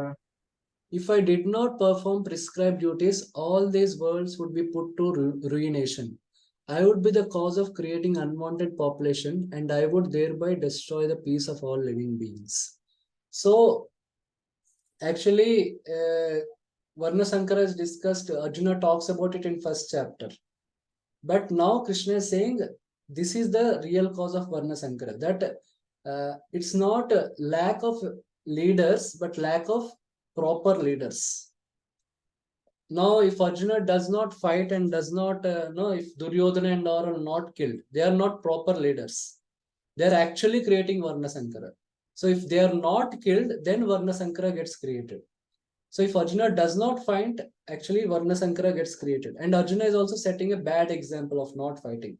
So that will contribute to Varna Sankara. But when Arjuna kills, means does his duty of fighting and destroys irreligion in form of Duryodhana and all, then and Arjuna becomes the leader, Pandavas become the king, then actually Varna Sankara can be stopped. So yeah, Prabhupada will write. Varna Sankara is unwanted population which disturbs the peace of the general society. In order to check this social disturbance, there are prescribed rules and regulations by which the population can automatically become peaceful and organized for spiritual progress in life. When Lord Krishna descends naturally, he deals with such rules and regulations in order to maintain the prestige and necessity of such important performances. The Lord is the father of all living entities, and if the living entities are misguided, indirectly the responsibility goes to the Lord. Therefore, whenever there is general disregard of regulative principles, the Lord himself descends and corrects the society. Okay. So there are also other instances where Lord sets very ideal example. We see in the incarnation of Lord Ram, and we also see in the incarnation of other avatars, like when Lord comes as when he comes as Yajna, he comes in the form of Yajna. He comes as Yajna avatar, and he teaches the people about the performance of Yajna. And also he comes in Satyuga, he comes as Naranarayan Rishi, and he teaches them about meditation, which is the Yuga Dharma for that time. So that is all there. We should, however, so now here Prabhupada is cautioning in this purport that we should only follow but not imitate. We should, however, note carefully that although we have to follow in the footsteps of the Lord, we still have to remember that we cannot imitate him. Following and imitating are not on the same level. We cannot imitate the Lord by lifting Govardhan hill as the Lord did in his childhood. It is impossible for any human being. We have to follow his instructions, but we may not imitate him at any time. Yeah, so that is not the thing. Yeah. So now the suggestion for Arjuna means now Krishna has described the perfectionists, means the people who have achieved perfection in Karma Yoga, but still they have to perform, they should perform Karma Yoga to set a good example for leaders. Because they are fully purified of material desires, they don't have any material needs, they don't need to perform Karma Yoga, but still they have to do so that they set a good example for people. Lord gave example of Janak Maharaj, and he also gave himself his own example. And he told that's what people generally look forward for leaders. So if there are good leaders, then the society will get benefited. So this verse, Lord concludes this previous section. Sakta karmani avidvamso yata kurvanti bharata. Sakta karmane avidvamso yata kurvanti bharata. Kuryad vidvams tata saktas chikirshur loka sangraham. Kuryad vidvams tata saktas chikirshur loka sangraham. Okay. Yeah.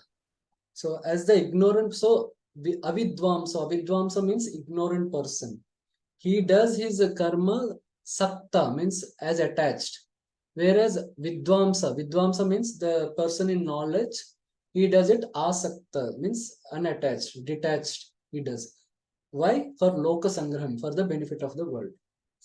As the ignorant perform their duties with attachment to results, the learned may similarly act but without attachment for the sake of leading people on the right path. Okay, so Krishna is saying be internally detached. So Prabhupada is saying a person in Krishna consciousness and a person not in Krishna consciousness are differentiated by different desires. A Krishna conscious person does not do anything which is not conducive to development of Krishna consciousness. He may even act exactly like the ignorant person who is too much attached to material activities, but one is engaged in such activities for the satisfaction. But one refers to the ignorant person is engaged in his activities for satisfaction of sense gratification. Whereas the other one who is in Krishna consciousness is engaged for the satisfaction of Krishna. Okay.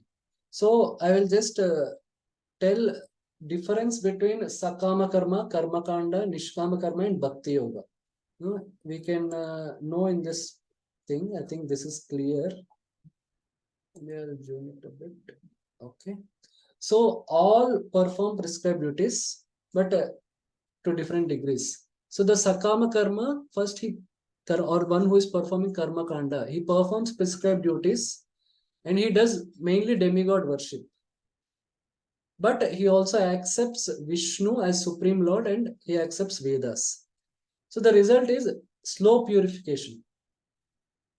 But Nishkama Karma, he does prescribed duties.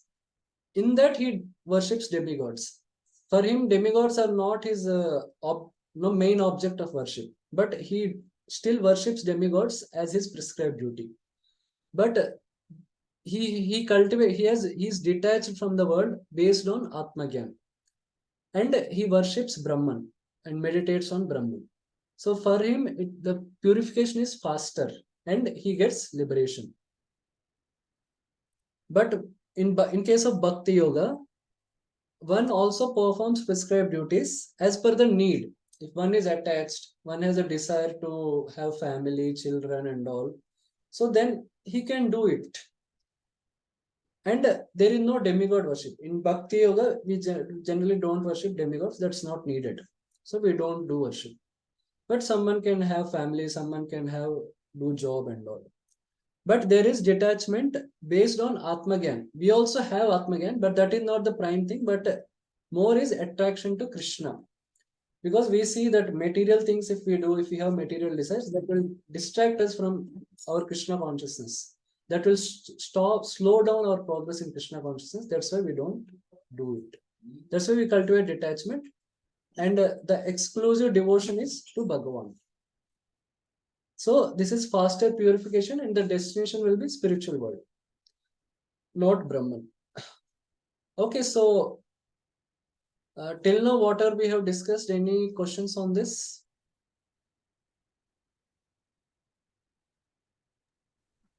Hare Krishna, Guruji. Yes, Prabhu, you can ask. Guruji, like the example which you are given for like Sudha Murthy or Ratan Tata. Yeah. So because like they are serving society or not directly taking people into Krishna consciousness, but they are using their money for the benefit of others. So can it be considered in yagya or some like in some way can it be considered yagya or it is like just a material fulfillment of duty? Yeah, so that is it is not again because Krishna clearly says na karma brahmodbhavam viddhi. So the karma has to be born out of Vedas, Brahma akshara samudbhavam. The akshara refers to Krishna. The Brahma Vedas means Vedas are born out of me. So this is a very defining verse which discriminates mundane goodness from karma yoga.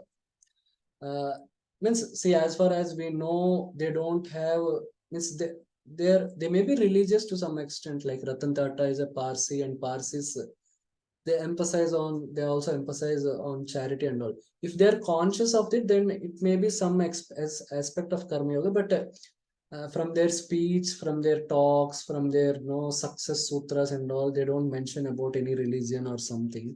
So likely it is not karma yoga. Maybe 95%, 99% it is not karma yoga. So it's mundane goodness basically because of their pious karma and all. They are born very virtuous and all. So they have these virtues. So yeah. And their fate, like as far as we consider their fate, will they attain like higher planetary system or like their bhakti security will increase? No, see, it depends upon their association. Like if they happen to give charity to some Vaishnavas and all.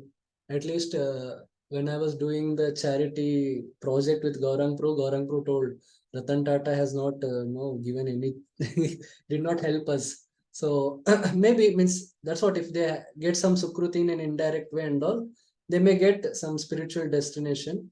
Otherwise, it's likely they may not.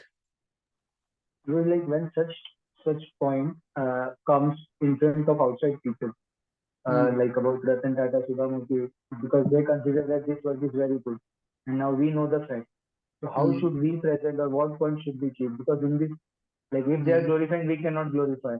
But if we Yeah. have to sit there, so what point or how what should be our stand Yeah. in this situation? Yeah. So we can say, and then we can quote Bhagavad Gita, and then slowly we can bring some Krishna conscious principle, something. Means yeah. So this charity, it's a noble work, and we can quote 12.13, I think, where Krishna says, at least you do something for others if you are not even able to offer results to as karma yoga. So then you can say, then you can say at least Gita you can quote. So at least in that whatever that meeting, people hear about glorifying Gita. So then you can at least know they will read Gita. So then they may go to some. So then they may read about Bhakti. They may read about proper karma yoga and all. Like And we can also quote some parallel examples of spiritual, who are spiritual as well as who are charitable in history and all. So like that we can try something. like and like when we quote Gita in such occasion, then it will be a yagya from our side, maybe. Yagya from our side, like the one which you are saying. Yeah. So we can, that's that's what we can quote. First, we can quote Gita so that people will get, oh, Gita has also this thing. And so then, yeah, we can quote some yajna and all. That's what. Thank you, Brother. Okay. Thank you. Okay. So now we'll continue with the further verses. I hope there are no other questions. Okay. Actually, one more question, right? Yeah. Like we saw Yagada Charity said that common man follows. Like when we are in a position of leadership, out in outside world, in company or in office. So sometimes it happens, like I'm a teacher, I teach mathematics to students. So sometimes I happen to give mundane examples. So like in such cases, like when we have to give such examples, how should we consider it? Like sometimes I feel that okay, like giving mundane examples will affect consciousness, or will it be good for them?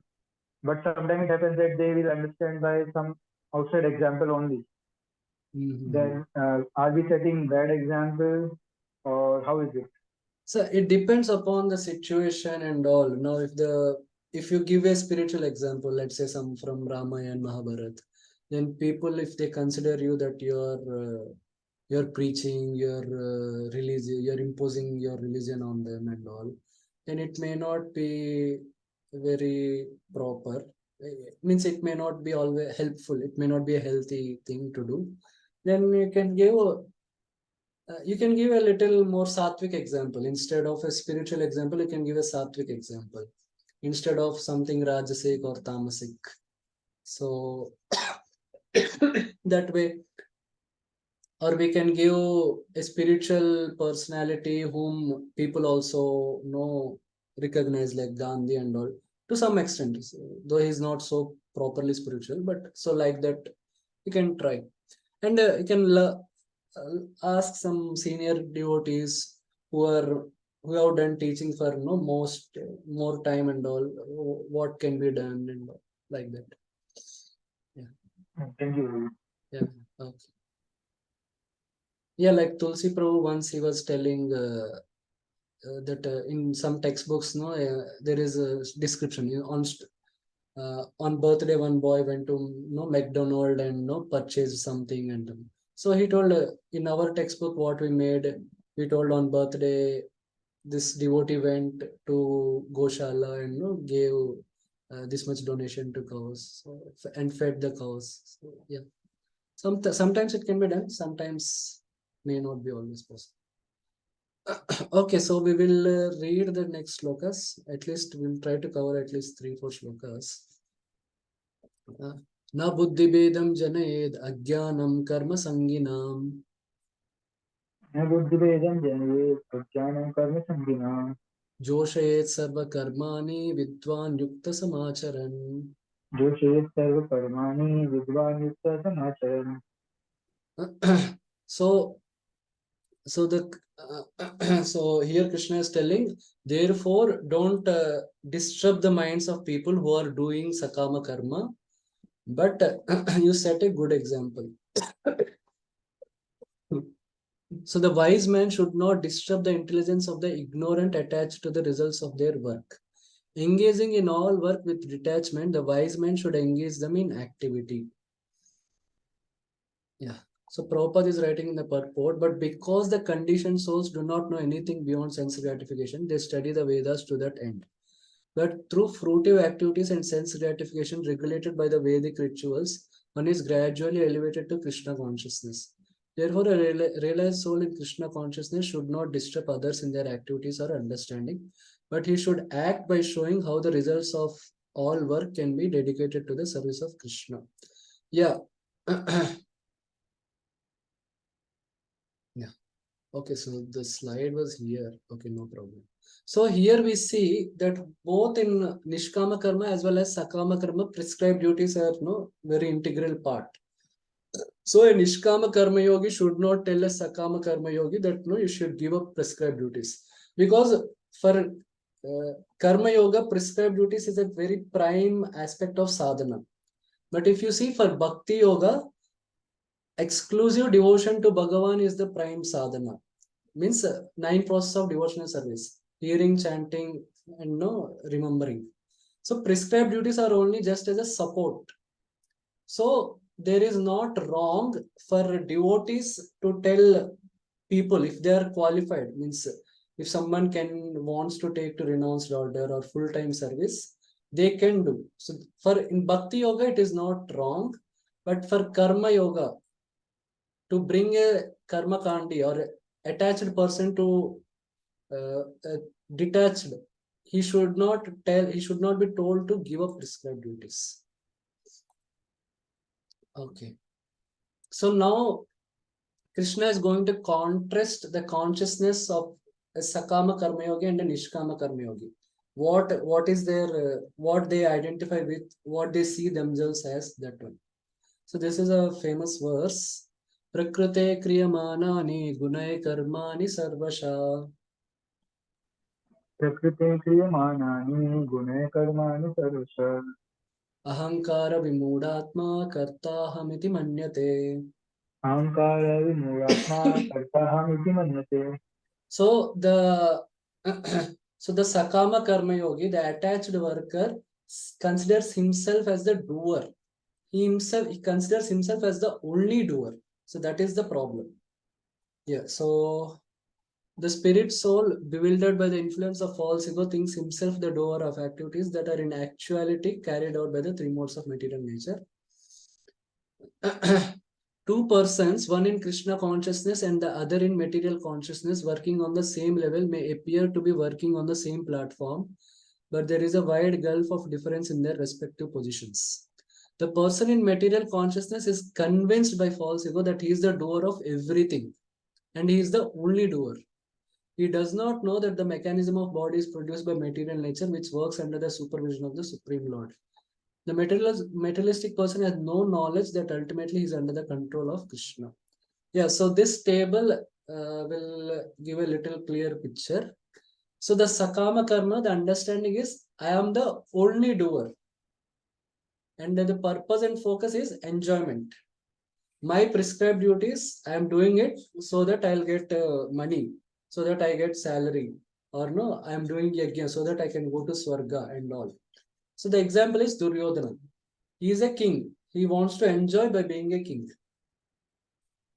He wants to conquer all kingdoms. He wants to destroy his enemies and he wants to enjoy uninterruptedly. That is Duryodhana.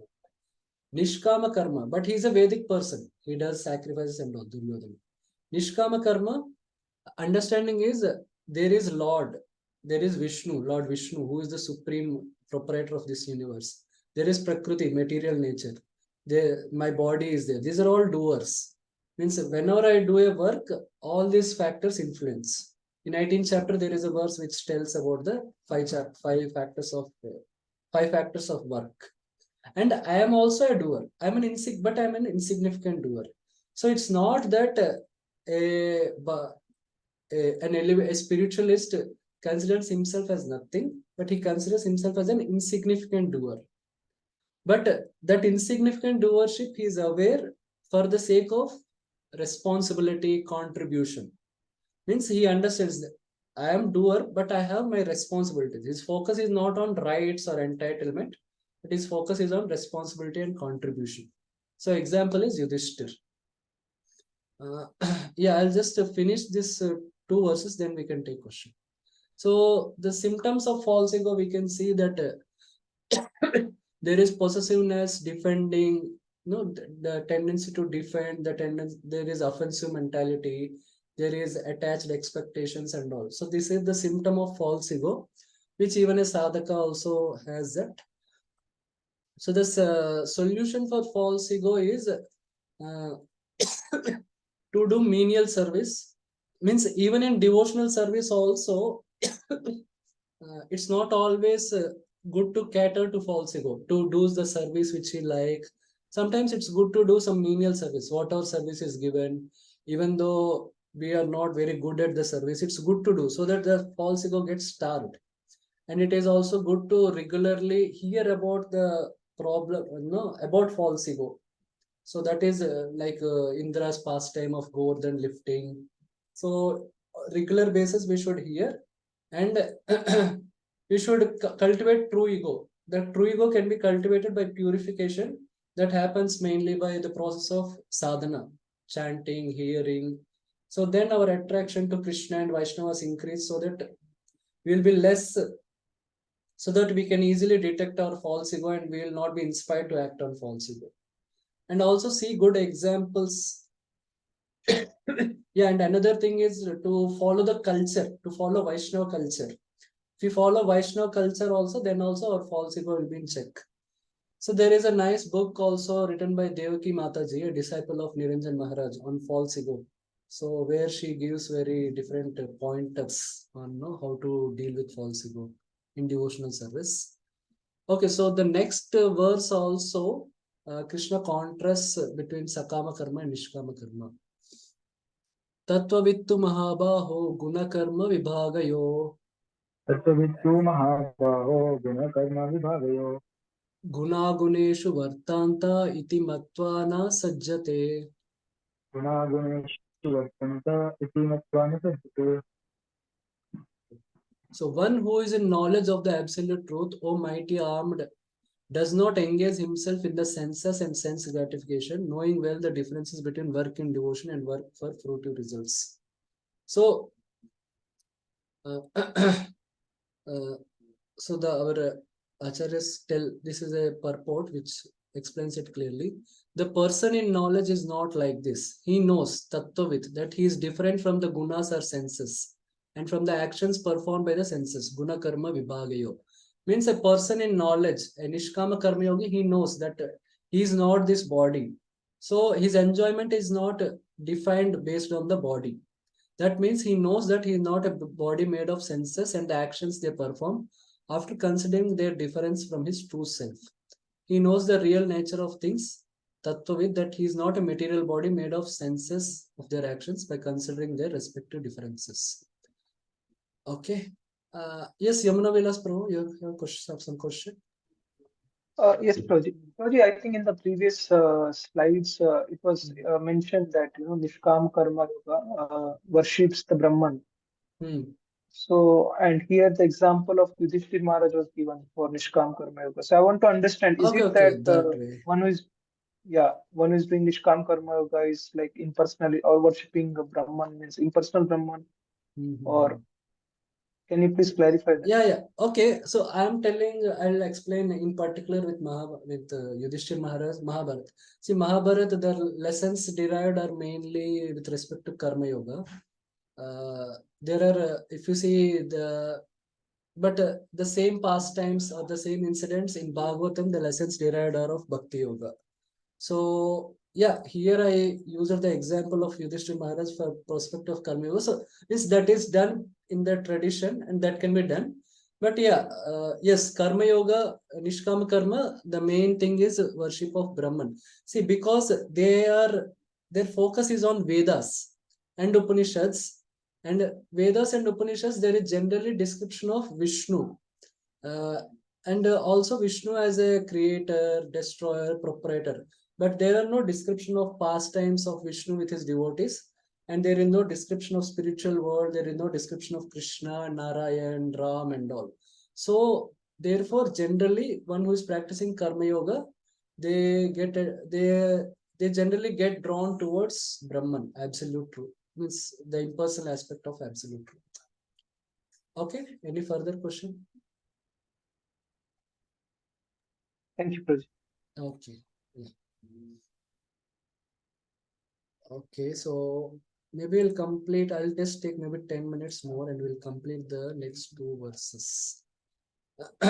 So now Krishna is telling in this verse the predicament of Sakama Karma Yogi. Shaili Mataji has something to ask? Prabhuji, I will ask after the class in the Yeah, end. yeah. Okay. Prakrute guna sammuda sajjante guna karmasu. Prakrite guna sammura sajjante guna karmashu. Tan akritsna vido mandan kritsna vinna vichalayet. Tan akritsna vido mandan kritsna vinna vichalaye. So, bewildered by the modes of material nature, the ignorant fully engage themselves in material activities and become attached. But the wise should not unsettle them, although these duties are inferior due to the performance lack of knowledge. Yeah, so what in the earlier verse, Krishna described what a Nishkama Karma Yogi, though he is engaged in activities, but he is clear with the knowledge and he does not identify himself with his body and senses. So therefore, he does not indulge with, he does not approach with an enjoying mentality.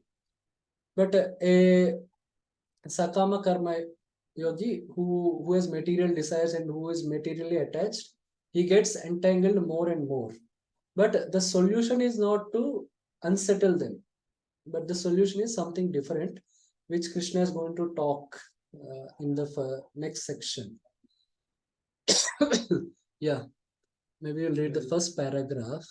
Persons who are unknowledgeable falsely identify with the gross material consciousness and are full of material designations. This body is a gift of the material nature, and one who is too much attached to bodily consciousness is called manda, or a lazy person without understanding of spirit soul. Ignorant men think of the body as the self. They accept bodily connections with others as kinsmanship. The land in which the body is obtained is their object of worship, and they consider the formalities of religious rituals to be ends in themselves. Social work, nationalism, and altruism are some of the activities for such materially designated persons. Under the spell of such designations, they are always busy in the material field. For them, spiritual realization is a myth, and so they are not interested. Those who are enlightened in spiritual life, however, should not try to agitate such materially engrossed persons. Better to prosecute one's own spiritual activities silently. Such bewildered persons may be engaged in some primary moral principles of life as non-violence and similarly materially benevolent work. Yeah. So prematurely we should not disengage them from their work. So now, how social work, nationalism, they can be an entanglement. So there may be two ways in performing that. If you see in our in CC, there is no Bharat Bhumite Manushya Janmajar, and we also see Prabhupada talking to the disciples of Western disciples. You are born, you are Americans, you should do something wonderful. So now the same thing, someone can identify with nation, this family and all with material desires. So yeah, to enjoy, we need to be together. I need a family to enjoy because I need a wife. I need a wife to support me in my life. I need my parents to supply me with no pocket money so that I can enjoy. So that's why we'll be together as a family. But the purpose is what? Enjoyment.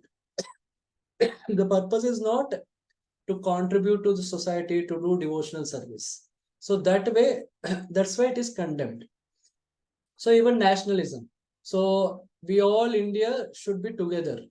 And what to do economic progress and do generate more resources and enjoy and do sense gratification. And we want to destroy Pakistan, we want to destroy this country, that country, we want to overtake China. Yeah, there may be some social needs, but this is not the purpose of India. Bharata Bhumite, so that is given in CC. So to do one's own self-realization and to help the world. So that is spiritual nationalism. But mundane nationalism means increase GDP, generate more resources, and enjoy. So overtake China, overtake America, all this stuff. So that is condemned. And same goes with social work also. You may give, if you do social work, seeing them as children of Lord, and first you provide basic material necessities, and then you also help them advance in spiritual life. So that is proper. But you just to do human work at a human level and just to be nice, or no, I like sense gratification, but others also should get sense gratification. So for that, if you do some social work and all, so that is mundane and that is condemned. That is sakama, not nishkama.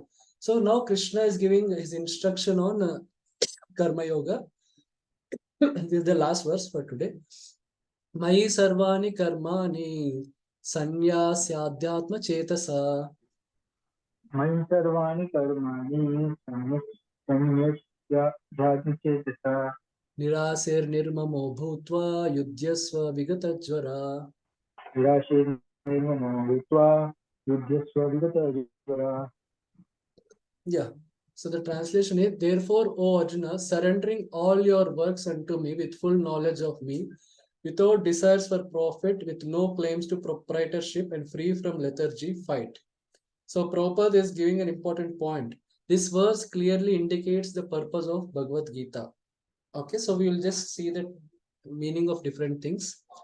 Adhyatma Chetasa means always be conscious of knowledge of Atma while performing Karma Yoga. And Sanyasaya means offer all actions to me, means as a sacrifice to Vishnu. Nirashi means no selfish desires while performing your prescribed duties. Not for your personal enjoyment. I have to go to Swarga, or I need to increase my wealth, I need a beautiful wife, all this. No. Nirmama, no possessiveness. Don't identify yourself materially that I am the king. Not. I am the Atma. My current prescribed duty is being a king. So this is nirmama, no possessiveness, as we talked about last. So this is like Krishna summarizing it. I'll read the purport and we'll complete it there. The Lord instructs that one has to become fully Krishna conscious to discharge duties as if in military discipline. Such an injunction may make things a little difficult. Nevertheless, duties must be carried out with dependence on Krishna, because that is the constitutional position of the living entity. The living entity cannot be happy independent of the cooperation of the Supreme Lord, because the eternal constitutional position of the living entity is to become subordinate to the desires of the Lord. Arjuna was therefore ordered by Sri Krishna to fight as if the Lord were his military commander. One has to sacrifice everything for the goodwill of the Supreme Lord and at the same time discharge prescribed duties without claiming proprietorship. Arjuna did not have to consider the order of the Lord. He had only to execute his order. The Supreme Lord is the soul of all souls. Therefore, one who depends solely and wholly on the Supreme Soul without personal consideration, or in other words, one who is fully Krishna conscious, is called Adhyatma Chetas. Nirashi means that one has to act on the order of the master but not expect fruitive results. Yeah, Prabhupada is giving an example of a cashier. The cashier may count millions of dollars for his employer, but he does not claim a cent for himself. Similarly, one has to realize that nothing in the world belongs to any individual person, but that everything belongs to Supreme Lord. That is the real purport of Mai, unto me. And when one acts in such Krishna consciousness, certainly he does not claim proprietorship over anything. This consciousness is called Nirmama, or nothing is mine. And if there is any reluctance to execute such a stern order which is without consideration of so-called kinsmen in the bodily relationship, that reluctance should be thrown off. In this way, one becomes vigata jvara, or without feverish mentality or lethargy. Everyone, according to his quality and position, has a particular type of work to discharge, and all such duties may be discharged in Krishna consciousness as described above. That will lead one to the path of liberation. Okay, so Prabhupada is giving the example of cashier, that he counts money but nothing for himself, and he is very clear that it belongs to the master. So the same thing. We do our duty, but we don't have anything material to expect from the duty, and we are very clear that of Vishnu and we as our Atma, and we perform that as a following the order of Vishnu, which is Varnashama Dharma. That is what is Karma Yoga. Shaili Mataji, you can ask question. Yes, Prabhuji.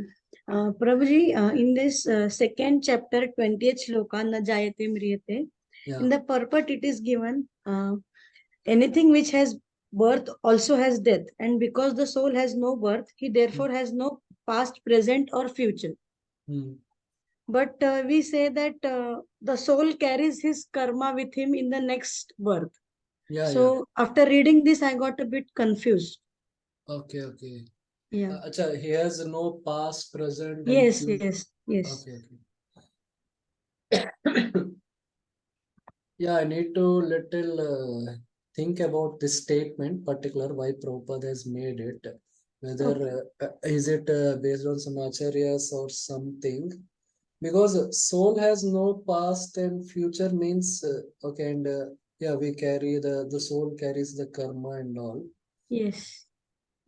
Yeah, I'll think about it and say it is 2.20, na? 2.20, na jayate mriyate. Yeah, I will think about it and ask, because what Prabhupada is indicating and all we have to see the context and all. Yeah, this is yes. I'll note down. Someone else. Yes, Arun Prabhu, you have a question? Hare Krishna. Like, so yeah, I understood till Krishna gave defined the reason of origin of Varna Shankara, and after that he spoke about different karma yoga and then this yogas. So why is Krishna sticking that to Arjuna? I could not understand that. Can you just repeat the question? What Krishna initially spoke? I'm sorry. Like initially, he defined the reason of Varna Shankara, that the thing which you are saying will produce Varna Shankara. And if you fight it with, after that, Krishna spoke these verses which we read just now. So why is Krishna speaking those Okay. Good. So Krishna spoke about Varna Sankara as a side point. The context is he is giving himself his own example. Then Krishna, so that's what first Krishna described the successful people of Karma Yoga, and from them Krishna described the success formula that don't be perform your work in a detached way. Then Krishna told but Krishna told for leading the people in general. So then Krishna told the people in general are attached, but though you are detached, you should not inspire them to be detached prematurely. And then Krishna discussed, means analyzed the situation more, from a philosophical point of view. Why people are attached is because they identify with the false ego, they have possessive mentality, they are blind to the role of Prakriti and Guna and all. So that Krishna analyzed, and then Krishna summarized that. And that's what he told. The people in general, they are going to get entangled further, but you set a proper example. So that's what, if a Nishkama Karma Yogi sets a proper example, then people will get inspiration. But that's in a very, means that happens in a natural way. So that is what Krishna is indicating here.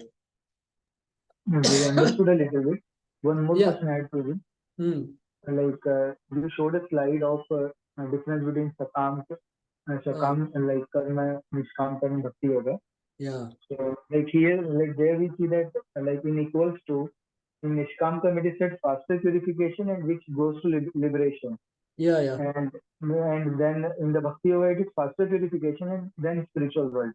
So like my question was like once a person gets liberated, so exactly where is he going? And second thing, like if he gets liberated, is there any way that he will go to a spiritual world to Golok Vrindavan? Okay, okay, I'll tell. I understood. I'll show the slide also. Yeah, one is faster purification. Yeah. So yeah, in liberation generally they, as I was answering Yamuna Vilas Pro's question, Karma Yoga is mainly based on Vedas and Upanishads, and there is a hardly very very in pieces bits and pieces there is description of Krishna, Narayan, Vaikunta and all, and pastimes and all. So there is hardly any chance that a Nishkama Karma Yogi or Sakama Karma Yogi, based on study of Vedas, they will take to Bhakti Yoga. And once they get liberated, they will be in Brahman. Like there is a verse in second canto of Bhagavatam which says that once one attains Brahman, generally one will not go. Of course, there is also description of Brihad Bhagavatamrit, like Shiva, sometimes Shiva may go to Brahma Jyoti and may inspire people. But that's a very rare thing. Our Acharya said that is a rare thing. Means not always, it's not a everyday Shiva goes to Brahma Jyoti and inspires people to take to Bhakti or something. So this is about this thing.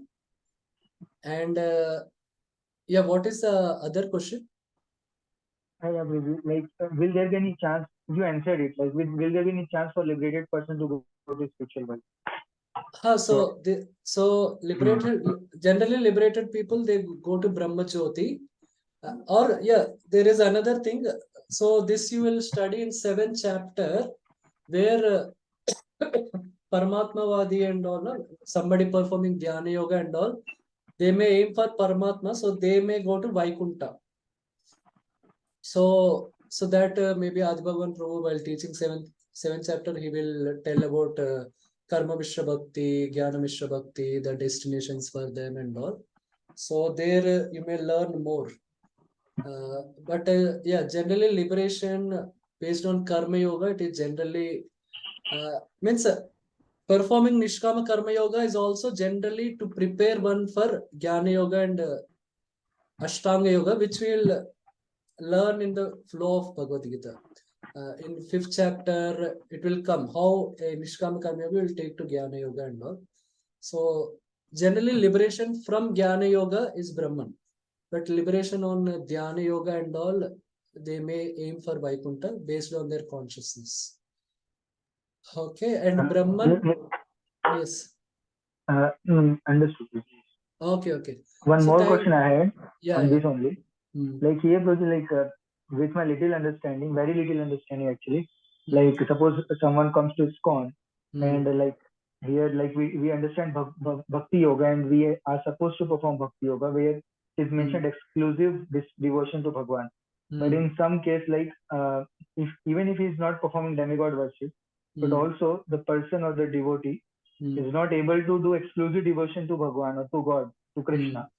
So in that case, like what are the like fine lines where a Bhakti Yoga, like so-called ISKCON devotee, this person is in ISKCON, but where is the line where he can be performing, he would be performing Nishkam Karma and he would not attain this thing, or he will not be able to perform exclusive devotion to Krishna. So like, is there any, how can we understand that? Yeah. So yeah, this needs I'll maybe you'll get more explanation in NOD, but I'll try to explain. Yeah, so if somebody is coming to ISKCON and let's say he theoretically accepts Bhagavad Gita as a proper scripture, Bhagavad Gita and Bhagavatam especially, and he accepts Krishna as Supreme Lord theoretically, but in his personal life he is not.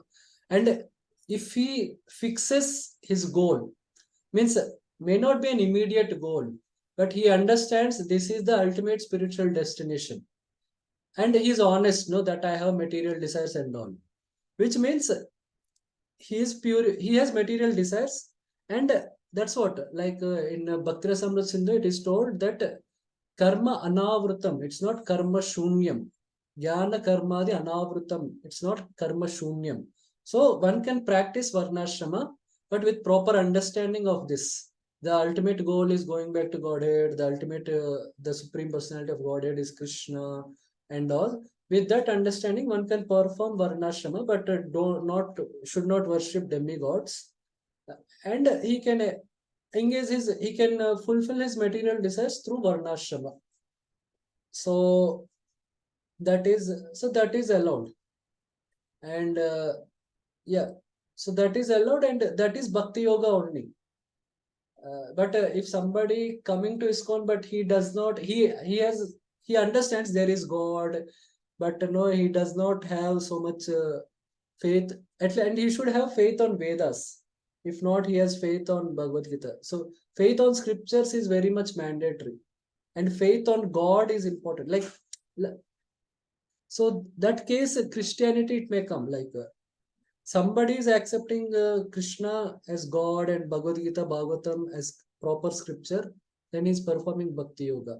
And he can take help of Varnashrama and fulfill his material desires. So there is no problem with it. But he should do it under guidance so that he will not get carried away. Okay, I think.